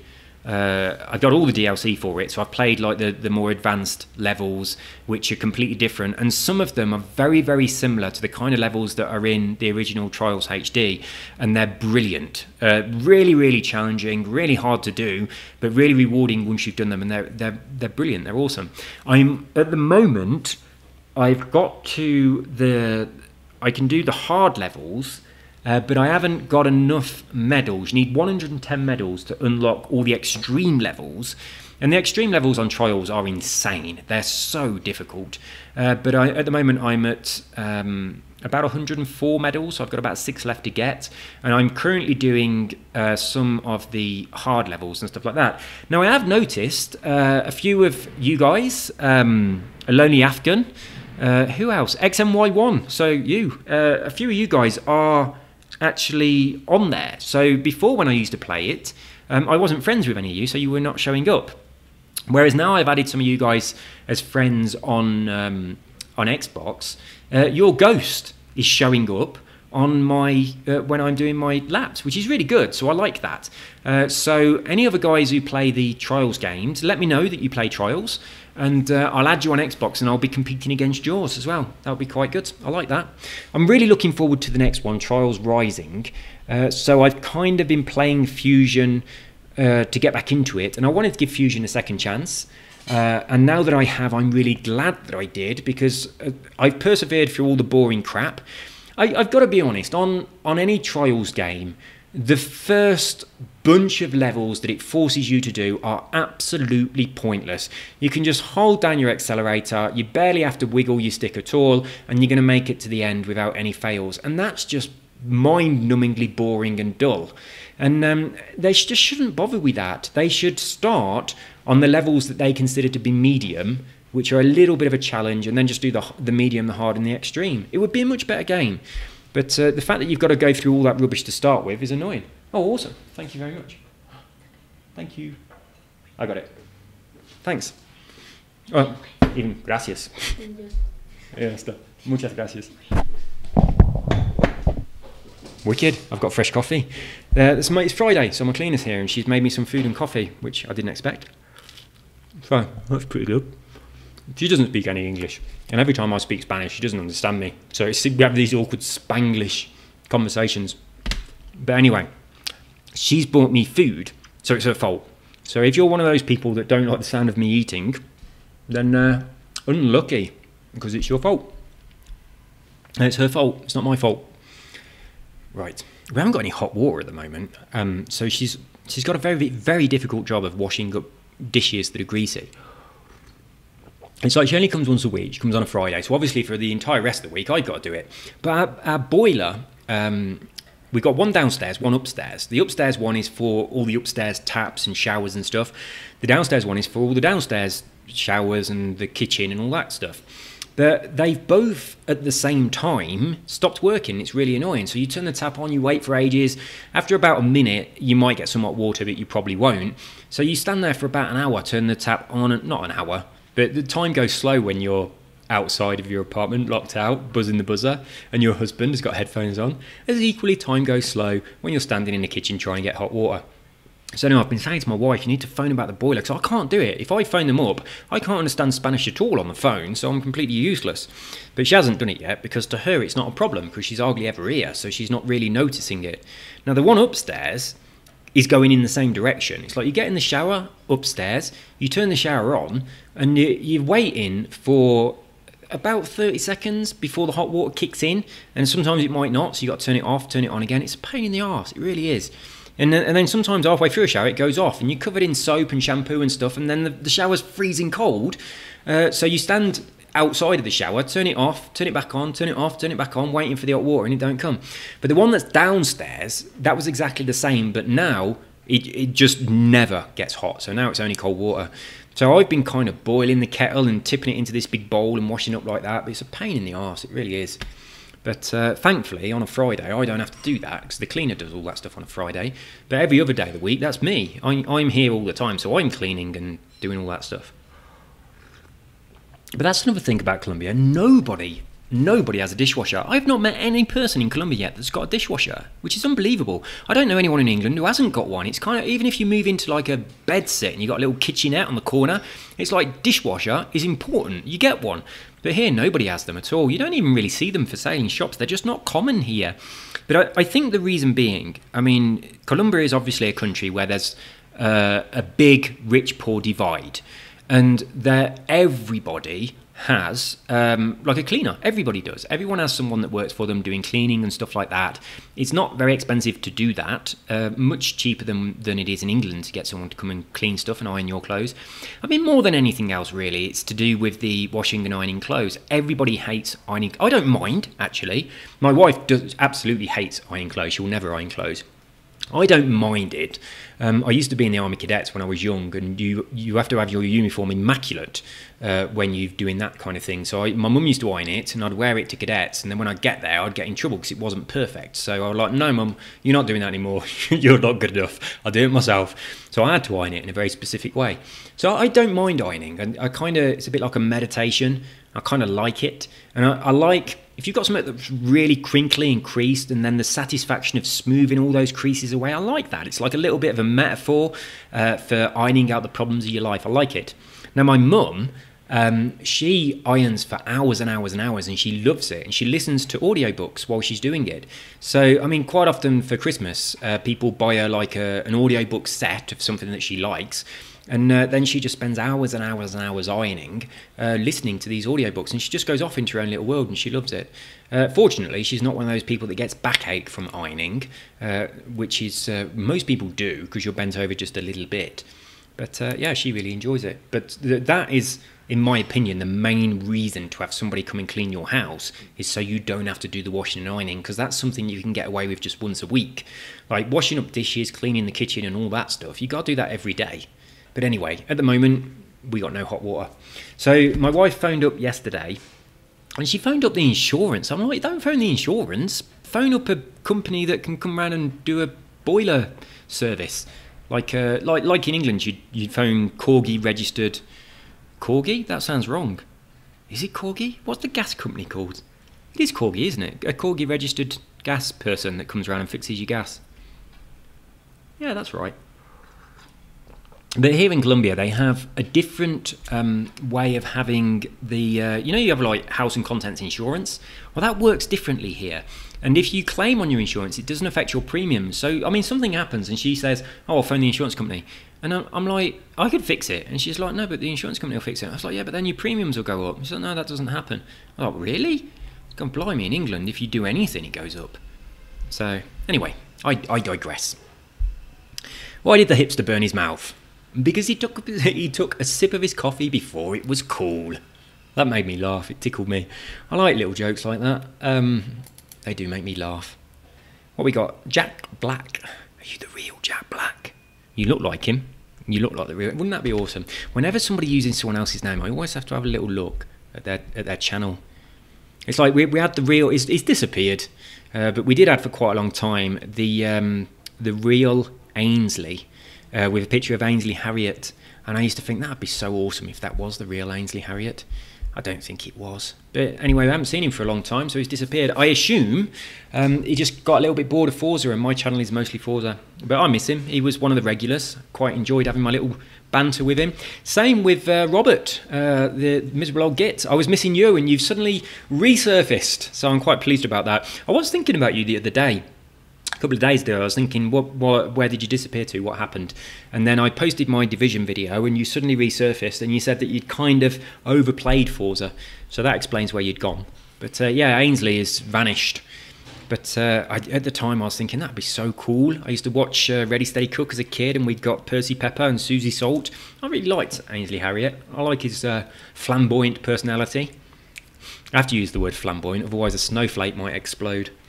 Anyway, let's crack on. What does Jack Black have to say?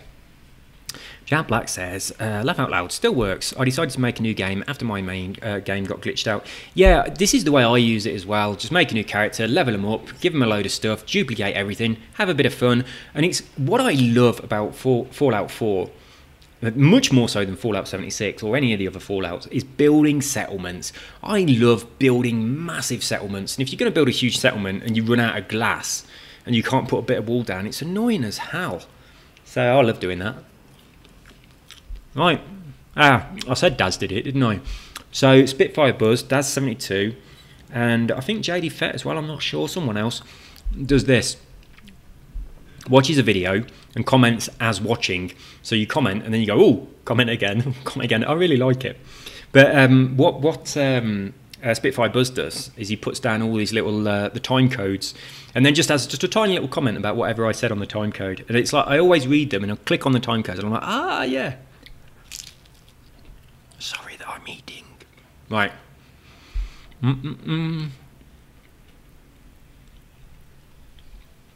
Right. Mass Effect. Right. A lot of people are saying BioWare. Is BioWare like a sub-company of EA? I assume that it is. Right, so EA were making Titanfall 3, correct? I didn't like Titanfall at all. Didn't like the first one, didn't like the second one. It's just not my thing. So that didn't appeal to me whatsoever. But they were making Titanfall 3. And from what I gather, they kind of stopped doing that or postponed development, or it's not going to be as good as it was because they decided to put their money into developing Anthem instead. Now, Anthem, what I think Anthem is I think a couple of execs looked at Fortnite and said, that's making a shitload of money. That would be a very easy game to make. People are spending a lot of money on those microtransactions. I want a bit of that. So they said, right, what are we doing at the minute? We're making Titanfall. Put it on hold. We're going to make a new game that's going to have loads of microtransactions to make a shitload of money. Anthem. And that's where Anthem come from. That's what I think's happened. Absolutely. And it's a bit out of order, really. But I think Anthem looks brilliant. I spoke about it earlier, so I'm not going to talk about it anymore. But I was a lot more excited about it when I thought it was like a single-player story missions and all that stuff. But I was thinking, when I played it the other day, it's very, very similar to Fortnite, but you don't do any building, and you're in a little team of 3. Right, that sounds really cool, doesn't it? I like the idea of that. So with your headsets on and getting organised and talking, there's a bunch of other teams of 3 as well. So you can help each other out, you can revive each other and all that kind of stuff. And also, it's like the different characters can do different things. So you've got one guy that can sort of track stuff and he can see sort of footprints of where people have been and things like that. And it's quite good. And also the pinging things is quite good as well. The little ping menu, and you can say, I think someone's been here. I think we should investigate there. I think they've done a really good job. It looks brilliant. I think the characters look really good as well. I think they've done an amazing job of Anthem. I think it looks really good. But if I play Fortnite, I'm not very good. And generally, I'm not going to last very long. I might kill a couple of people if I'm lucky, but I'm usually going to get killed quite early. And that's not a big deal. I know I'm not very good. I'm up against other people. And when someone kills me, they're happy that they killed somebody. So it's no problem at all. But when I jump into a game where I'm forced to play with 2 other people and I'm part of a squad and I'm shit and they're really good, it's so frustrating that makes me feel bad that I've ruined somebody else's game. So that's annoying. And it's at the moment, it doesn't seem that they're matchmaking very well either, because I'm getting chucked in with teams where those people have killed 100 people and I've never killed anybody. I still haven't killed anybody. I only went in there about 3 times. And then we're up against other teams that are incredible as well. So I don't know whether the matchmaking just isn't good or whether it's not good yet and it'll get better over time. But I'm not very good at this stuff. I'm a beginner. I've killed no one. I'm not doing very well. My hit rate is rubbish. They should take all that stuff into account. Find more people that are like me and put us all in together, as opposed to putting me in with a team. I mean, I died quite quickly and my team didn't bother reviving me, which doesn't surprise me at all. I was probably thinking, thank God he's gone. So I really want to play Anthem. I love the look of it, but that's what puts me off, is the fact that I am ruining other people's games by doing it. And there's no way that I can get better at it either, other than playing it.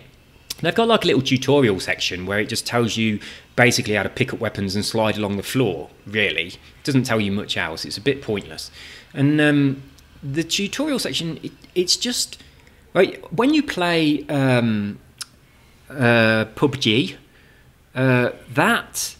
You can go into the tutorial type bit there and you can explore the map and everything. You can get used to shooting different weapons. You can go and pick up all the different types of weapon and ammo and everything, and try it all out and get used to the controls, and it just leaves you in there for a really long time. You can go and drive around in the cars. I've been on that game probably about 2 times. Well, probably about 5 times. A couple of times just going around the tutorial area, just getting used to it, and then a few times actually in the real game itself, where I did terrible.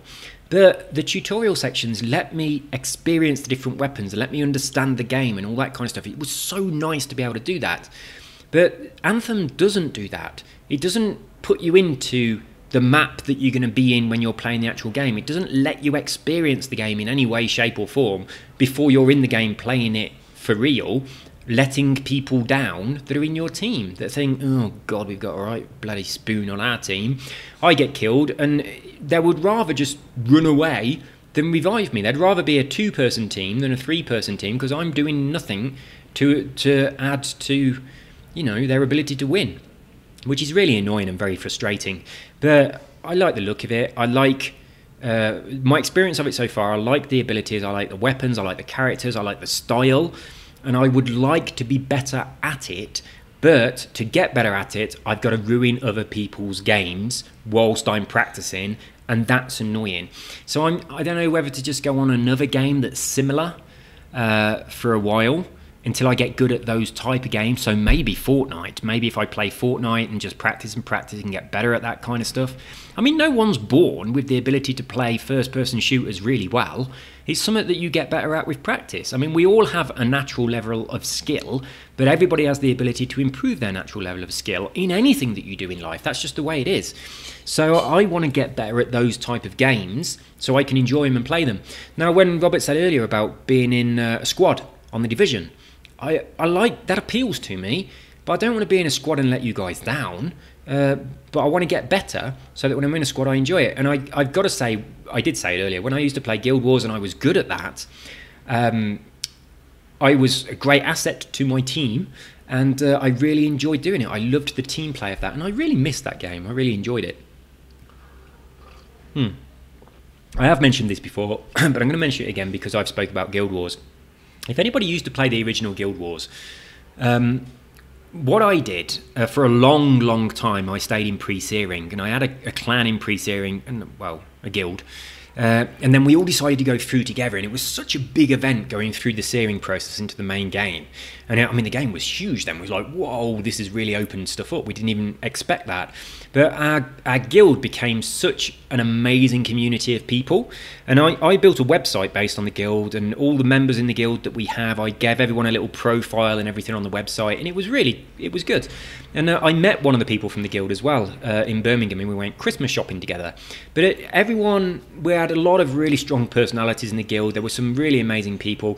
I mean, we used to spend a lot of time just sat in one of the towns chatting. We'd spend a huge amount of time with our entire guild just doing a dance together, trying to recruit new people and stuff. There was such a community aspect to it. It was brilliant. But one of the things that I used to do on that game, there was an area of the game where you used to run to, what was it called? Drockner's Forge. There was a place called Drockner's Forge where it was the first place in the game that enabled you to get the top level armor. There were other places in the game that gave you variations of top level armor which had different looks to it. There was a place called Marhan's Grotto or something like that, I think, and Thunderhead Keep. There were a couple of them where you could get variations of the design, but Drockner's Forge was the first place that had the top level armor. So there was one of the things that you could do in the game is you would create your little team of people, and then if I ran to Drockner's Forge, as soon as I entered that town, anyone who's in my team would be teleported there. So even if they died along the way. So one of the things that I used to do, there was an area called the Shiver Peaks, which is the mountains that you need to run through in order to get to that part of the game. Now that's a shortcut. Normally you play the game and you go around it the long way, progressing through the game. But if you go through the Shiver Peaks, all of the enemies that are in there are incredibly high level. It's ridiculously difficult to do and very challenging to get through. If you fight your way through it, it would be really, really difficult with a very good organised team. But I created a build for my character where my character was a runner, And I could run from very early on in the game to this place, Drachna's Forge, and I could carry people who had level 1 characters and crap armour to the place where they could get the top level armour. So that's what I did in the game, and I loved doing that. That was my favourite part of the game, and because I did it a lot, I became quite good at it. And there was a community of people that did that on Guild Wars. There were not many of us at all. There's probably about 5 or 6 really well-known people who did it, and we used to compete with each other. So we used to wait in the area of the game, we'd collect a team each, and then we'd both go at the same time, and we would race to get to this Drachna's Forge town. And that was nothing to do with the actual game itself, but that became a game separate from Guild Wars, which were totally separate from the storyline. And to me, that became the most enjoyable thing to do. It was really hard. It was a really challenging thing to do, and the spawns that you got were very different as well. Some of the spawns were much more difficult than others. But to do that run was... I played Guild Wars for a really long time just doing that. As soon as I get to that part of the game and I realised that was possible, I really wanted to be able to do it. I remade my character specifically for doing this, and I could do the run with several different classes of character as well.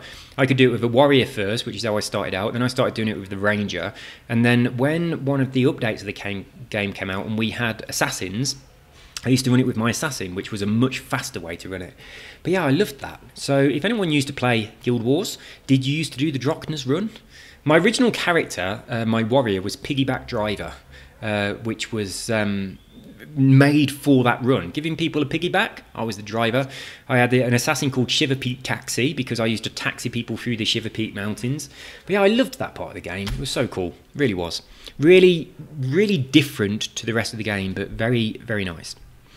Right, anyway, Anthem's a no-go to you because of a lot of stuff going on with BioWare and Mass Effect. BioWare screwed us over Mass Effect, cancelling any DLC. I didn't know they'd done that. I played Mass Effect 1 and 2, completed them both, really enjoyed them. Just cannot get into the third one at all, so I haven't touched any since 2. But I really liked the first 2. I really liked them. I liked the ending was really good. Where you had to do the sacrifice. I really liked that. I thought it was really awesome. There's a lot of games where you go to different planets and stuff, and it just doesn't work. No Man's Sky is absolutely shit. When you go to one star system, and you land on a planet, and you're in the planet, and there's these two sort of units next to each other, and you go into them, and there's this thing you can pick up in one, you go in the other one, there's a cabinet you can pick something up from, and you go out, and it's all, there's this stuff anyway, and you get in your spaceship, you fly away, you go into a completely different star system, you go to a completely different planet, you land, and you see exactly the same thing. You go in it, and lo and behold, on the desk where you pick something up in the other star system, there's the same thing to pick up. You open the cabinet, there's the same thing in. That really put me off No Man's Sky. It's like if you can't do unique stuff on a different planet, you're making too many planets. Just stop it. Make the universe smaller, make it considerably different, and make it believable. Now, Mass Effect did a good job of that. You would go out, you'd explore the planets, and each one was a little bit different, and I liked it. I really liked the exploration in Mass Effect. It was really good. I really liked some of the builds that you could do in Mass Effect as well. I can't remember what they were called, but the floating people in a singularity and all that stuff and slamming about. I always went for them, those characters. It was so good to just blast someone up in the air and then just shoot the hell out of them. I really liked Mass Effect 1 and 2, actually. It's a real shame that I didn't get into Mass Effect 3. I started it several times over and over again. Got to part way through and then just got bored of it, and I just kept doing that, and then after several months I'd think, I'm going to have another crack at it, and then I'd think, it's been a while, I'll start it fresh, and then I'd start it fresh, I'd get so far in, get to about the same point and lose interest. Same thing happened with Dragon Age. Now, I didn't even realise that there was a Dragon Age 2 until the other day. So in the EA hub, whatever it's called, there's now 3 Dragon Ages. I thought it was Dragon Age Origins, then Dragon Age Inquisition. I thought that was Dragon Age 2, but they've just released an actual Dragon Age 2. So there's 3 of them. So I played the first one, really liked it, completed it. I loved the storylines of the relationships between the characters, and it's there's not many games where your objective is to have sex with one of the other characters that are in your team. But I liked that they gave you those sort of options. That was really quite cool, I thought, and it was a nice way to pursue that angle of the character. So there are a lot of games like that where I've played them a bit and then not got back into them. I mean, Red Dead Redemption, I seriously need to get back on there. That's a good idea. When I announce each one, I'll ask people to vote. Oh yeah, this was what we were talking about earlier. So I'm going to skip through all of these replies to that. Jesus, there's a lot of replies. There we go, back down to here. Arrow May 4 is a god. I've been rivaling him for the past few months and he beats me. He beats me, I beat him, and so on until I wave the white flag, not only on rivals but speed traps, etc. We become friends. Yeah, he is unbelievable, isn't he? I look at his times, I'm like, what the fuck? What the fuck? I can understand how someone can shave a minute off my times or something, but I'm thinking, where is he getting that extra minute from?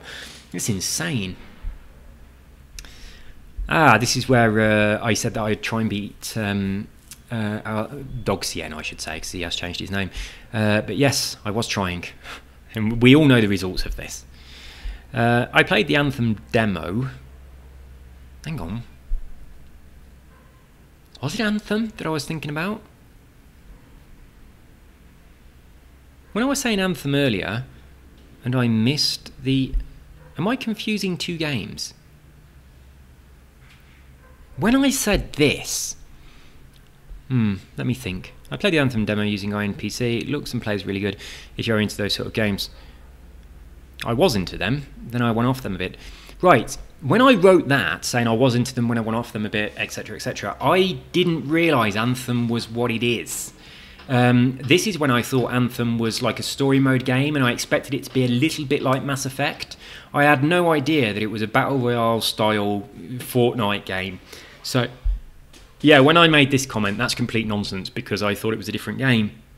But then later, when I realised that Anthem was actually in the store and I downloaded it and I've been playing it, now I know it is totally different to what I thought it was. So, yeah, that was kind of like a weekend, wasn't it? Where they had the Anthem demo over the weekend. I'd completely not realised that those two things were the same game.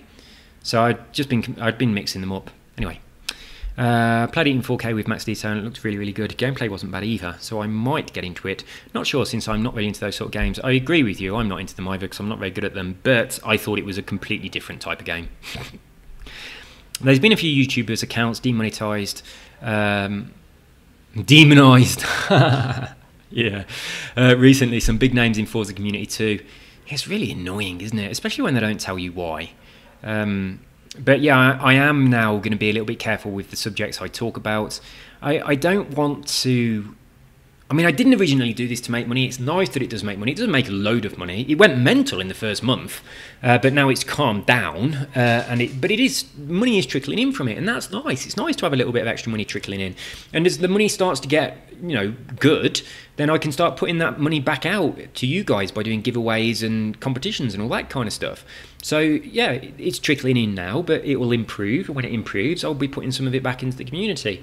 But I didn't originally do it to do with money. I did it because I was enjoying doing it. And obviously, there are ways that I could adjust my channel to get a lot more subscribers and make a lot more money. And I'm not doing those things. A lot of people were saying to me, you need to edit, you need to edit, you need to edit. And they said that so much that I decided to make my other channel where I do edit. I figured, if I'm making a video, I've already got the footage. It's very easy for me to then edit that footage and make a short version of the video. Or if I've done something, I've made a blueprint, I can make a video showing making the blueprint, having a chat, telling some stories, casually driving the blueprint, and then I can make another video saying, I just made this blueprint. If you want to race it, it's going to do you a lot of good. And it's really short. It's easy for me to do that. So I thought, I am making money from this, but I'm leaving money on the table by not doing those edited versions that people want. So I thought I might as well do both. So I obviously would like to make more money from this, which is pretty cool. So if YouTube is saying to me, we've manually reviewed your video and we're demonetizing it, I don't want them to demonetize my entire account because it's nice. I like money a lot. I'd like more money. But I am actually just about to launch my new business, which I'm really, really excited about. I've been developing it for about 2 years, not because it's taken that long, but because I do a little bit, then get bored and drift off to somewhere else. But I finally got back on it, and that noise you can hear, it's part of the construction that's going on. It's just a lorry dumping some stuff So if you can hear all those bangs, you're thinking, what the hell is that? Yeah, it's just part of the construction. But yes, I'm quite pleased to see how this is progressing. I'm happy to make more money from these things. But that business that I'm just about to launch, my business partner, the guy that I employed, his name's Paul. He comes from the Netherlands. It's like quite a few years ago. On one of my other internet businesses, I got like an affiliate program with my business, and I was giving away 50% of my business. People were signing up as a membership program to something that I'd created on the internet, and it's paying me $47 a month. And if I run an affiliate network as well, where if people promoted that business, I'd pay them 50% commission on it. So they were getting half of that $47 a month. And then after a while, I noticed that this guy called Paul was generating a lot of sales, and in fact he was generating so much sales that he was making almost as much as me out of my business. And obviously he wasn't having to do anything at all, because I was managing the business, he was just promoting it. So I looked into how he was promoting it and what he was doing, and I was so impressed with what he was doing. I got in touch with him, and I for a long time we became friends, and for a long time I had just a little note in my notes on my phone, a note that simply said "employ Paul?" ? He just said that, and I had that for years. And last year I was thinking, I am going to employ Paul. Now his English is not great. He comes from the Netherlands, so obviously English is just his second language. But I thought he was such a good asset to my business as one of my affiliates. I wanted him on my business. So this other business that I've been working on for the past few years, I contacted Paul just a few months ago. There's not much left of the business to do before it launches, but I says to him, do you want to come on board with this business? And I'll give you half of all the money that we make, which is insanely generous considering the work that he needs to do and the amount of profit this business has a potential to do. But he said yes, and now I've got him doing some quite mundane tasks that I would find quite boring. So there's a lot of stuff on the business that he wouldn't be able to do, which I have to do. But then there's other stuff on the business that a monkey could do it. It's like you have to do this specific thing, but you got to do it over and over and over and over and over again 600 times. And that was really taking up my time. And it was pushing the launch date of the business backwards and backwards and backwards. And it was getting tedious and frustrating. So I said, look, if you do all of this stuff and also you take care of answering people's email questions and all that, the general maintenance of the business, and I do the technical side of it, we'll split 50-50. So he's on board with this. He's quite excited about it. And now that business, I have no idea why I'm even talking about this. I've lost my well, I don't know where it's going.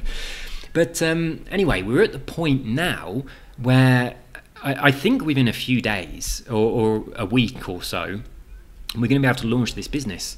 And then it's going to provide like another passive income. And I'm kind of hoping that it becomes an incredibly lucrative passive income for Paul. It's like Paul's, I shouldn't really be telling you personal stuff about other people, but Paul's wife is from the Philippines.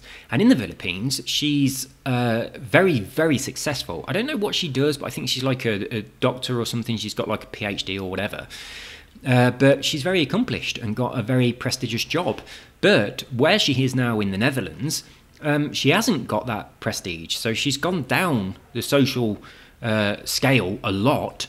And that must be incredibly frustrating for her. So I kind of want to help Paul and his wife be able to move back to the Philippines, buy a nice place and get that level of prestige back.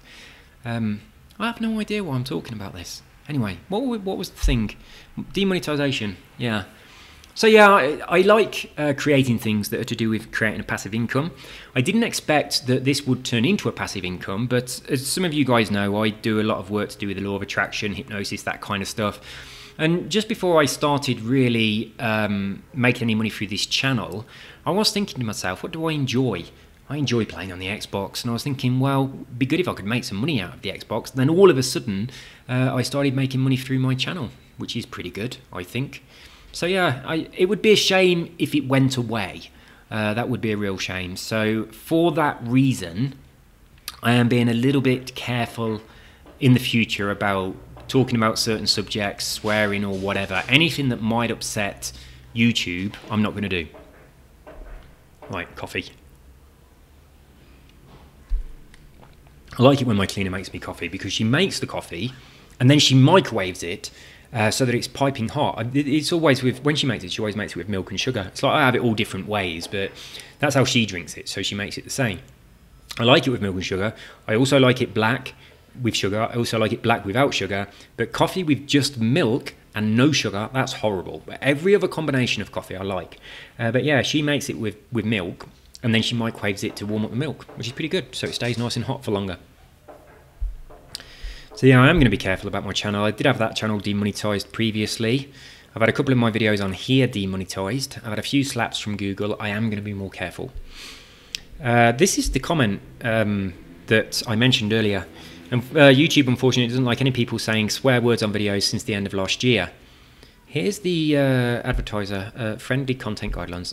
Oh yeah, I went and had a look over on their actual website. So I thought that's got to be the thing, really, hasn't it? So in theory, there shouldn't be an ad on those videos anymore. If there are still adverts, that would be interesting. Right, one of the things that they do, sometimes they demonetize one of your videos and say you can't have adverts on these videos, but we're going to put adverts on them, and they will not benefit you, so that happens. If you get a copyright infringement, that always happens. You know when I made that comments on comments video that was about 3 hours long, and at the end I showed you my wedding video? Well, on the wedding video, there's a song playing for about 30 seconds. So that 3 hour long video is monetized, but not for me. It's monetized for the person that holds the copyright for the 30-second snippet of song that's right at the end of that video. And I don't think that's fair. What I think they should do is, if I have a song on one of my videos and someone owns the copyright to that, they should say, well, this song takes up 5% of this video. It's not a main feature of the video at all, it's a song in the background. It takes up 5%, so therefore 5% of the money that this video makes goes to the copyright holder of that song. And I think that's the way it should be as well. When you're in Forza and you forget to put it in streamer mode and the radio plays a song, same thing happens. It's like you guys watch the video and it's got adverts on it, but those adverts don't benefit me at all. The money from those adverts goes to the person who owns the copyright for whatever song it is playing on my radio. And a lot of my videos are like that. I've got a lot of videos that Google have demonetized for me, but monetized for somebody else. So that does happen a lot. And I think the annoying thing is you guys still have to watch the adverts. There's still adverts on them. You have no idea that those adverts are not benefiting me in any way. They're benefiting someone who made a song. I think that's really stupid. I think we're over the top with that kind of stuff. It's like the idea of a fair use policy? I reckon that should be a bit bigger than it is. And if I'm playing a game and there's a song playing on the radio in the game, fair use policy should say, yeah, that's fair enough. If I chuck up a YouTube video of the official video of our song and chuck that on YouTube and try and monetize it, fair use policy should say, I don't think so, mate. This is somebody else's work that you're trying to get money out of. It's like when I play Forza and I make a video and I monetize that video and I put that on YouTube, if there's a song playing on the radio in my car for just a few seconds, I'm not trying to infringe on their copyright to make money. Obviously not. And for that reason, it should be fair use. It's so stupid. It really is. Anyway, let's crack on. Right. Happy birthday. It's mine on the 16th. What day is it today? Is it the 8th? Yeah, it is.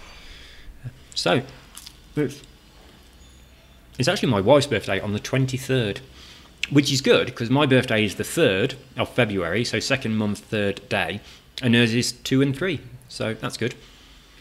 So, we normally go away somewhere for a birthday, but we don't know what we're doing this time. Right. Oh yeah, I said she wanted to buy me a dog. My wife used to have a dog, but unfortunately it died because when it was very, very little, it was only about 6 months old, but its heart was growing faster than the dog was growing, so it's kind of crushed its own heart. So that killed it. It's a common thing amongst very small dogs. It's one of those little tiny dogs that you can fit in a handbag. Now, when I was in England, my dog, Colin, he was a little tiny dog that you could easily fit in a handbag as well. And I don't mind that. I like little tiny dogs. I don't want a great big dog, but I quite like little ones. But anyway, she really wants a dog. And it's like, she's hardly ever here. So the dog is not going to bond with her, it's going to bond with me. And one of the things that I used to do, and I've mentioned this before, so I'll just say it very briefly. When people go on holiday, I used to go and live in their house and look after their animals. And when you go on holiday, your animal is very, very stressed and very upset. So I used to have to deal with animals like that. I mean, my wife and I go away a lot, and we intend to travel more than we are at the moment. When my new business launches, it's hopefully going to bring in a lot more money, and it's going to give us the opportunity to travel a lot more. My wife is at work for over 11 hours every day. She's not at home much without being asleep, and we want to travel a lot. And I think that combination of things means that we shouldn't have a pet. I think it's wrong for us to have a pet. But she really, really wants a dog, so she was saying, "Oh, I'll get you a dog for your birthday." And I was like, "What? Okay, I'll get you a snowboard for your birthday and a PlayStation." So but I also think it's wrong for us to have a pet because we don't have a garden. We've got a huge terrace, but it's not grass. I mean, if you've got a garden, you can leave the back door open, the dog can run around in the garden and stuff. That's great. My house in England had a really, really big back garden. Colin used to run around all the time and he loved it. It's like we had an apple tree as well, right? And when the apples all fall on the floor, what Colin used to spend ages and ages doing this. I mean, he's very, very small. So an apple would come up to his chin. It's like we had cats as well, and the dog could walk underneath the cat, so he is really small. He's a miniature dachshund, he's tiny. And he used to walk around, find an apple, and he'd get his paw on top of the apple, which was a real struggle for him because it's too high for him. It'd take him a long time to do it. But he'd roll the apple over until he got the stalk, and then he used to bite the stalk and pull it, and you'd see him tug until he took the stalk out. And then he'd nudge that apple to the side with his nose, and then he'd go and find another one. And we used to sit on the patio watching him do this for ages, like 20 minutes. He would do this, just walking around the garden, getting an apple, rolling it over, pulling the stalk out, and nudging it away, and then going to find another one. It was so, so, so cute, really funny. But yeah, so I mean, I'm not against having. I love animals. And I certainly like having pets. I like looking after other pets. But I think it's because I love animals a lot that I don't want one. Whereas I think it's like I think a lot of people love animals in an incredibly selfish way. You get in from work, you want the dog to be happy to see you, you want a dog to cuddle, it to be warm on the bed and all that kind of stuff. But you're not thinking about the dog is howling and crying when you're at work. The dog is upset and has no idea what's going on when you go on holiday. You're not thinking about all that stuff. So the reason I don't want a dog is because I love them not in a selfish way. I think the reason my wife wants a dog is she does love them in a selfish way. So she's thinking about all the ways it would benefit her, not thinking about all the ways that the dog would be upset whilst we're not here. So yeah, we've talked about it quite a lot. I would like a little dog, but I just wouldn't like my little dog to be sad and upset when we're on holiday. The thing with work is not such an issue because I'm here a lot of the time. But having said that, when I had the cats and the dog in England and I was working from home there, every time I went anywhere, they really, really panicked because they bonded with me really strongly. I was at home all the time, and then I'd think, oh, I'm going to go into town and do some writing in a coffee shop, or I'm going to go to the gym, or I'm going to go and see my parents, or whatever. And when I left, they were like, oh my God, what's going on? This is unusual. You know, I was the pack leader, and they were like, the pack leader has abandoned us. What's happened? And they have no idea when I'm going to come back. So I can remember I'd left and I'd started walking down the street, and I could hear the dog howling and crying, and he just sounded so upset and so distressed. And I was thinking, that's just not fair. It's not fair. And if I was at work for hours, or if I went away somewhere, it's even worse. So yeah, that's the reason I don't want a dog. I want a dog for anti-selfish reasons. So we talk about it quite a lot. I think we'll probably end up getting one, but if we do get a dog, I'm definitely saying, look, we can't go away on holiday so much. And if we do go away on holiday, we need to find somebody who can live at our apartment while we're away, who is an absolute animal lover. So that's what I used to do. I used to go and live in somebody's house. And at the time I was giving a lot of lectures and seminars and things like that. So I used to, I'd write my lecture out, like keynote thing. I didn't use Keynote, but that's the idea. And then I'd kind of perform it to the animals as a practice. So I just used to stay in these people's houses, in really, really nice houses, like in Chelsea and stuff, places I could never afford to live. And you'd go there and there'd be all this food in the fridge for you, and you never, you know, everything was paid for, and you just looked after the animals, and then when they come back off holiday, that'd be it. So I did that a lot. I actually lived in someone's house for about 6 months doing it. Anyway, I've spoke about this very recently on a video, so I'm not going to talk about it anymore. Right, William Wilson. Oh yeah, you're saying pick stuff up, drop it, it appears in one. Yeah, I know. I've made loads more videos on this that are much better and newer, where I explain to people how to do that. Awesome. What? I don't understand this. I think it's kind of, there's a typo. And you that are reading, awesome. And that you are reading, maybe. Have an awesome day. Thank you very much. I'm not sure what you're trying to say though. I don't get that. Right, after the update, 750 cars. Thank you so much. I know I've mentioned this before, but I don't know why, but on my phone, it says I've got alerts, and on my YouTube Studio app on my phone, which is the app for people that post stuff on YouTube. If you've got a YouTube channel, you can download YouTube Studio and you can have a look at it, and it will tell you most recent comments. It gives you all your statistics, analytics, and all that kind of stuff. But there's like a section on there which is to do with alerts, and I turn it on and it says you got 6 alerts, and I don't know why this is happening, but my alerts are always if you've left a comment. So if you leave a comment, Movies and Games 007 UK, that comes up as an alert on my YouTube Studio app, but nothing else does at all. The only ever alert I've ever had on that app is throw a party, you've just hit 10,000 subscribers. So I've had that, and I have every single comment you ever leave comes up as an alert. I was like, why is that happening? It's so weird. Nobody else's comments do, nothing else does. It just says alerts. Movies and Games 007 UK has left this comment. And there's a whole, every comment you leave, it does one of them. It's so weird. Really, really weird. I have no idea what's happening. What does the Division, what? How does Division 2 come out on 11th? I'll reply to this. I hope you saw my reply to this. When I checked on the store, it said the 11th, when I checked in the video. I've gone back and rechecked, which is why I posted this comment. The Ultimate version comes out, it says on the 11th, and then it kind of changes really quickly and says the 12th. So I think it might be downloadable from the 11th and playable from the 12th, but I don't know, it's very unclear.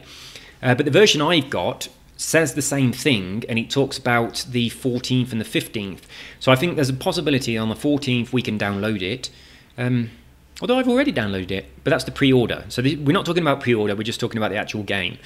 So I believe that it will be possible to download on the 14th, but playable from the 15th, if you've only got the standard edition or gold or whatever it's called. I've only got the standard. I didn't buy the ultimate edition, so I won't be able to play it from the 11th, the 12th, or whatever it is. So it's not, I'm just the same as you. So don't worry, we're not getting it early, unless you've forked out about £100 for the exclusive super duper one. Congratulations, I really didn't expect your age. Nobody ever does. But now I appreciate your work even more. I'm not sure why. Oh, thanks. Right, a while ago, I mean, I'm 45 now, but when I was about 38 or something like that, I was in Nuneaton and I was skateboarding. It wasn't on a skateboard, I was on a landboard, but I'd gone into town on a landboard and I was wearing a baseball cap. So you couldn't see my hairline, which is, my hairline is blatantly the hairline of someone who is 45 years old. So my hair is getting thinner. But I got this baseball cap on so you couldn't see it. I was about 38 years old and I just rolled into town on a dirt board, and I was walking through the Rope Walk shopping centre with my dirt board in my hand, and this woman stopped me and she was trying to sell a credit card. And she goes, "Excuse me, you're 18? I just looked at her and I looked at the stand next to her and it was just a promotion for this credit card. And I went, "No, I'm only 17. And she goes, "Oh, okay, then it doesn't matter." Right? And she didn't flinch or anything or give me a second look or kind of like go, "Yeah, right," or anything. It's like she genuinely just believed that I was 17. I couldn't believe it. I was like, "No, I'm only 17. Not yet. I'm not 18. No, I'm only 17. Yeah, that's happened all of my life. My entire life, people, either if they hear me talking through various different things I've done over the years where it's only been my voice and nothing else, or if they see me or know me or whatever, nobody ever believes my age. They really don't. When I was a kid, that was really fucking annoying. And I can remember in one of my classes at school, we're in class, we're all there, and this teacher goes, Stephen, have you been moved up a couple of years because you're really intelligent? I was like, what? And she goes, have you been moved up? Have you been skipped a couple of years because you're intelligent? I was like, no. And she went, oh, okay. I was like, what are you talking about? But another thing that happened, right? It's a little bit rude, but I must have been about 14, 15 years old, but I looked about 10. And you know when it's the end of class and you put your chair on the table and you're all standing there waiting for the bell to go before you can leave? It was at that stage. Everyone's really quiet. And this girl in my class called Joanne, it was completely quiet. And she said, Steve. And I looked and I said, what? And this was from across the room, right? And she said, when you masturbate, do you come? And I was like, what? Right? Now, I'm about 14, 15 years old, so there's no way that you can answer that question correctly at all. So I went, yeah, of course I do. And then I thought, oh my God, what have I just said? And then everyone in the class went, like this. And I was thinking, right, it was a trap, an absolute trap. Now, genuinely, right, she was actually my friend, and I've spoke to her about this since. But genuinely, she was like, you look so young. I just wanted to ask and find out. So she was genuinely asking a question, but how the fuck do you answer that question? Right, if you say yes, everyone in the class has this mental image of you masturbate. And if you say no, everyone is looking at you like you're some sort of baby that hasn't matured yet. It was just such an awkward situation at a time of your life when that kind of thing is really important. And yeah, so in front of the entire class, I went, yeah, of course I do. Do you want me to give you a demonstration? I didn't say that. But yeah, it was so fucking embarrassing. It really was. But yeah, because she'd said it because I looked so young. And it was at that time where everyone's starting to discover sexuality and stuff. And she was just genuinely curious. She wasn't trying to embarrass me or anything. How annoying. I hope that no youngsters that are watching this video have the volume up loud and your parents are listening. And I was like, what are you watching? Right, Jack Ellis first. Yay, keep it up. Does anyone want to help me do this? Right, there you go. Right, I found a good car to sell. I buy them for 32 from people blah, blah, blah, blah, blah, blah, blah, blah, blah, blah, blah. There we go. If you want to find out how to do that, read this guy that's shouting about whatever it is. Oh, he didn't shout it here, though. Look, I don't know why you're in caps on this one. People don't like caps. Right, I'm going to wind this up in a bit, so let's just jump through. I've just pressed the more button. I'm going to go until it stops, and then we'll be done. I think that you can get more than 10 car limit daily because I 11 on Auction House. It's now 25, so yeah, it has increased. Rumpus, don't really understand why people ask if glitches are patched. Bethesda doesn't patch Fallout 4 anymore. That's quite funny. Yeah, of course they don't. And they didn't care anyway. Then they're not going to be doing anything like that. That's a really valid point. I think that's really quite interesting. Nobody's ever said that before. Incredibly valid. Hey Steve, give us the rest of the story. Rawr. I don't know what story it was. Sorry, what story was it? What?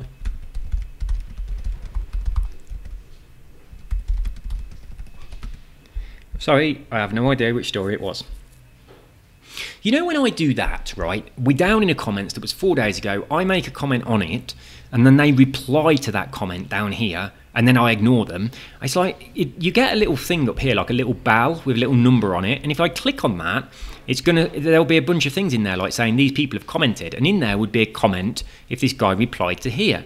But if I click on it and look at them, and then click on one of them, it takes me to wherever that comment is, but then the bell disappears, like it's not there now, and there is no way whatsoever that I'm aware of that I can find any comment that someone has done on something. So I go into my comments here, and I look at them, as I am now, by the date that the comment was made.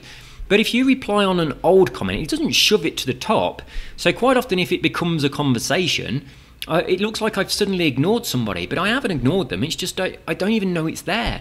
So yeah, it annoys me that this little thing, this little bell that's normally here with the numbers on, as soon as you've clicked in something on there, it just disappears. And there's loads of stuff in there. Like it'll have like 20 little pieces of information in there, which are people replying to comments in comments and a conversation going on. I click on one of them and then I lose my way of finding the others. It's so annoying. How do we get to that race? Don't know, because I don't know which way it was, but it's probably a problem with the blueprints. How I make a new and the old one doesn't show up. Anyone want to... Oh, we got Foxbody again here. So this was said earlier. I don't know what Foxbody is. That's blatantly some sort of vehicle. You're welcome. Ah, here we go, look. This is the one I mentioned earlier. I love old cars. Gets a Datsun. I'm not interested in the Datsun. Me, never mind. Yeah, well, if I say old, consider I'm talking about vintage cars from the 1930s, 40s or 50s or something like that. I mean, like the Auto Union or like, you know, those kind of things. Not a Datsun. Right, there we go. Ah, Hellblade. This, excuse me. Hellblade is the best game I've ever played by a really, really long way. It's incredible. If you haven't played it, get on there and play it. It is absolutely amazing. Just perfect. It's brilliant. And you can play it all in one day. It takes about 7 or 8 hours to play. I did my entire playthrough in about 7 or 8 hours in one day. Each video is about an hour long. There were 6 videos. And I pretty much did everything. I didn't get all of the achievements because there's these stones that when you go up to them, they tell you a bit of a story. And I didn't find all of those, so I missed out on that achievement. I'm not bothered about that, but obviously there was a bit more I could have done. But this game is absolutely incredible. It's on the Xbox Game Pass for free, so if you haven't yet, download it, play it.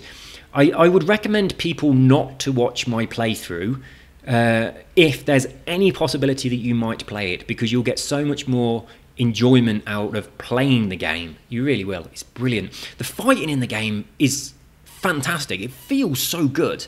I'm not good at fighting, but when you fight, it feels like there's proper weight in it. And it's like you kick someone, it feels like you've hit something solid. It's so well done. But yeah, the game, everything about the game is really, really brilliant. So this is what the new fine art has to say about it. Thank you very much for this playthrough video set. I think that this is so much more than a game. It's an experience that I found to be very emotional and therapeutic. I was in tears during the final fight scene, especially when the music kicked in. At that point, the fighting became almost like a dance. It did. It was incredible. And that last, I'm not going to spoil it for anybody, but that last scene is absolutely amazing. What I know about Ninja Theory is that they got bought... Oh, Ninja Theory is the people that made it. They get bought out by Microsoft at the beginning of last year, and that was announced at E3. Microsoft said that they gave Ninja Theory the free reign to make whatever they want in the future, and so they should. Don't interfere with what these guys are doing, because these guys are making games. It is different to anything you have ever played before, I assure you, and it is absolutely brilliant. Gotta play it. It's so good. If you absolutely know you're never going to play it, then watch the playthrough, and it's just really well done. There are parts of the game that are immensely frustrating, but what they are depicting is done in such a brilliant way. I mean, just very quickly, I'll tell you one little tiny thing.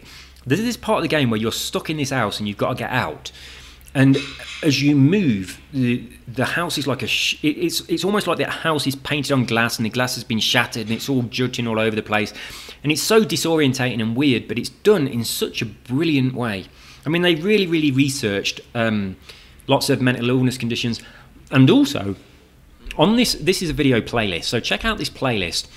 And there are some spoilers, but if you watch the documentary about the making of the game, it shows you how much detail they've gone into to try and replicate what is going on inside someone's mind that suffers from these kind of delusions and things. And it's brilliant. And they've managed to transfer that into a game in a way that has never been done by anyone else. And they've made a game that is so different to anything I've played before. One of the things I really, really like about this game is there is no HUD whatsoever. There's no compass, there's no map, there's no HUD, there's no skills, there's no leveling up. There's none of that stuff exists at all. And it just really makes you feel like you're having the experience. It really is so immersive. It's brilliant. Really, really, really worthwhile playing. Not sure I want to take the risk. It's been patched.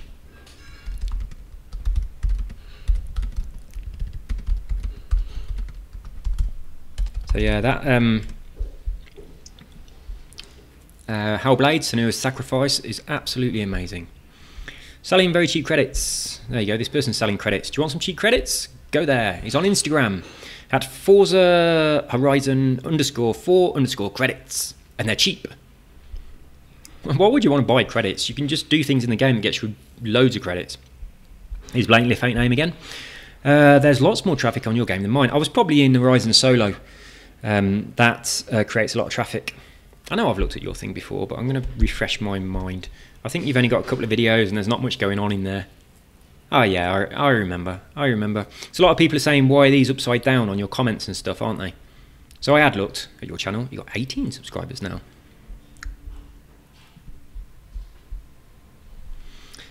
Oops, got to thumbs you up. This is about Airborne Pass. That was driving me nuts. So this is how Airborne Passes work, according to this guy. To get an Airborne Pass, you need to get an air skill first, then get a pass skill quickly after. I've set a blueprint up on the Aerodrome Cross Country. I mean, we don't need to get them now, but if we ever need to get them again, check out this guy. His gamer tag is Cripples Kids. You Cripple Kids? Oh, a couple of snowflakes are going to be very angry about that gamer tag. Cripples Kids. Anyway, check him out. If you ever need to get airborne passes again, do this. Don't do what I did. Major balls. Right. Hey, have you tried the free Anthem demo yet? There we go. I missed the Anthem demo and I was gutted that I'd missed it. And then when the game came out, as I said before, it was a completely different game to what I expected. So we're talking about the Airborne Pass again here. Don't need to go into this because it's not relevant anymore. What's the possibility of getting banned or even temporary banned for this in the auction house? Probably none. Happy birthday. Thank you very much. Can someone tell me what an Airborne Pass is? Yep, that guy just up there can tell you. We're at the end. What time is it? Oh, it's nearly 12 o'clock. I got inspired by your other Colossus blueprint from yesterday, so I made one called F-Pass, and it worked well on Unbeatable. Take a look. Tiger Foxblade, I don't know if you're... is it? I think it might be, actually. I think that might be your gamer tag as well. Anyway, people, check out Tiger Foxblade's Colossus track. You got a channel?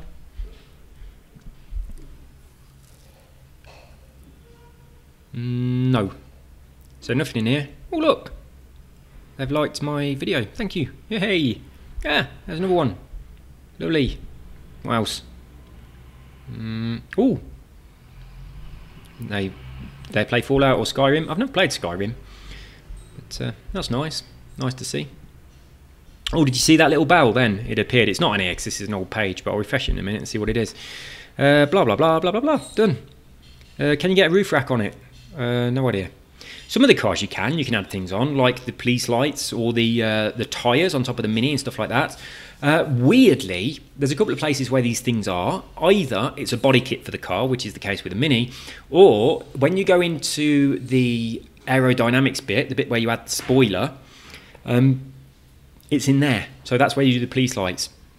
So have a look in those couple of places. I'm going to quickly go to... I'll just refresh.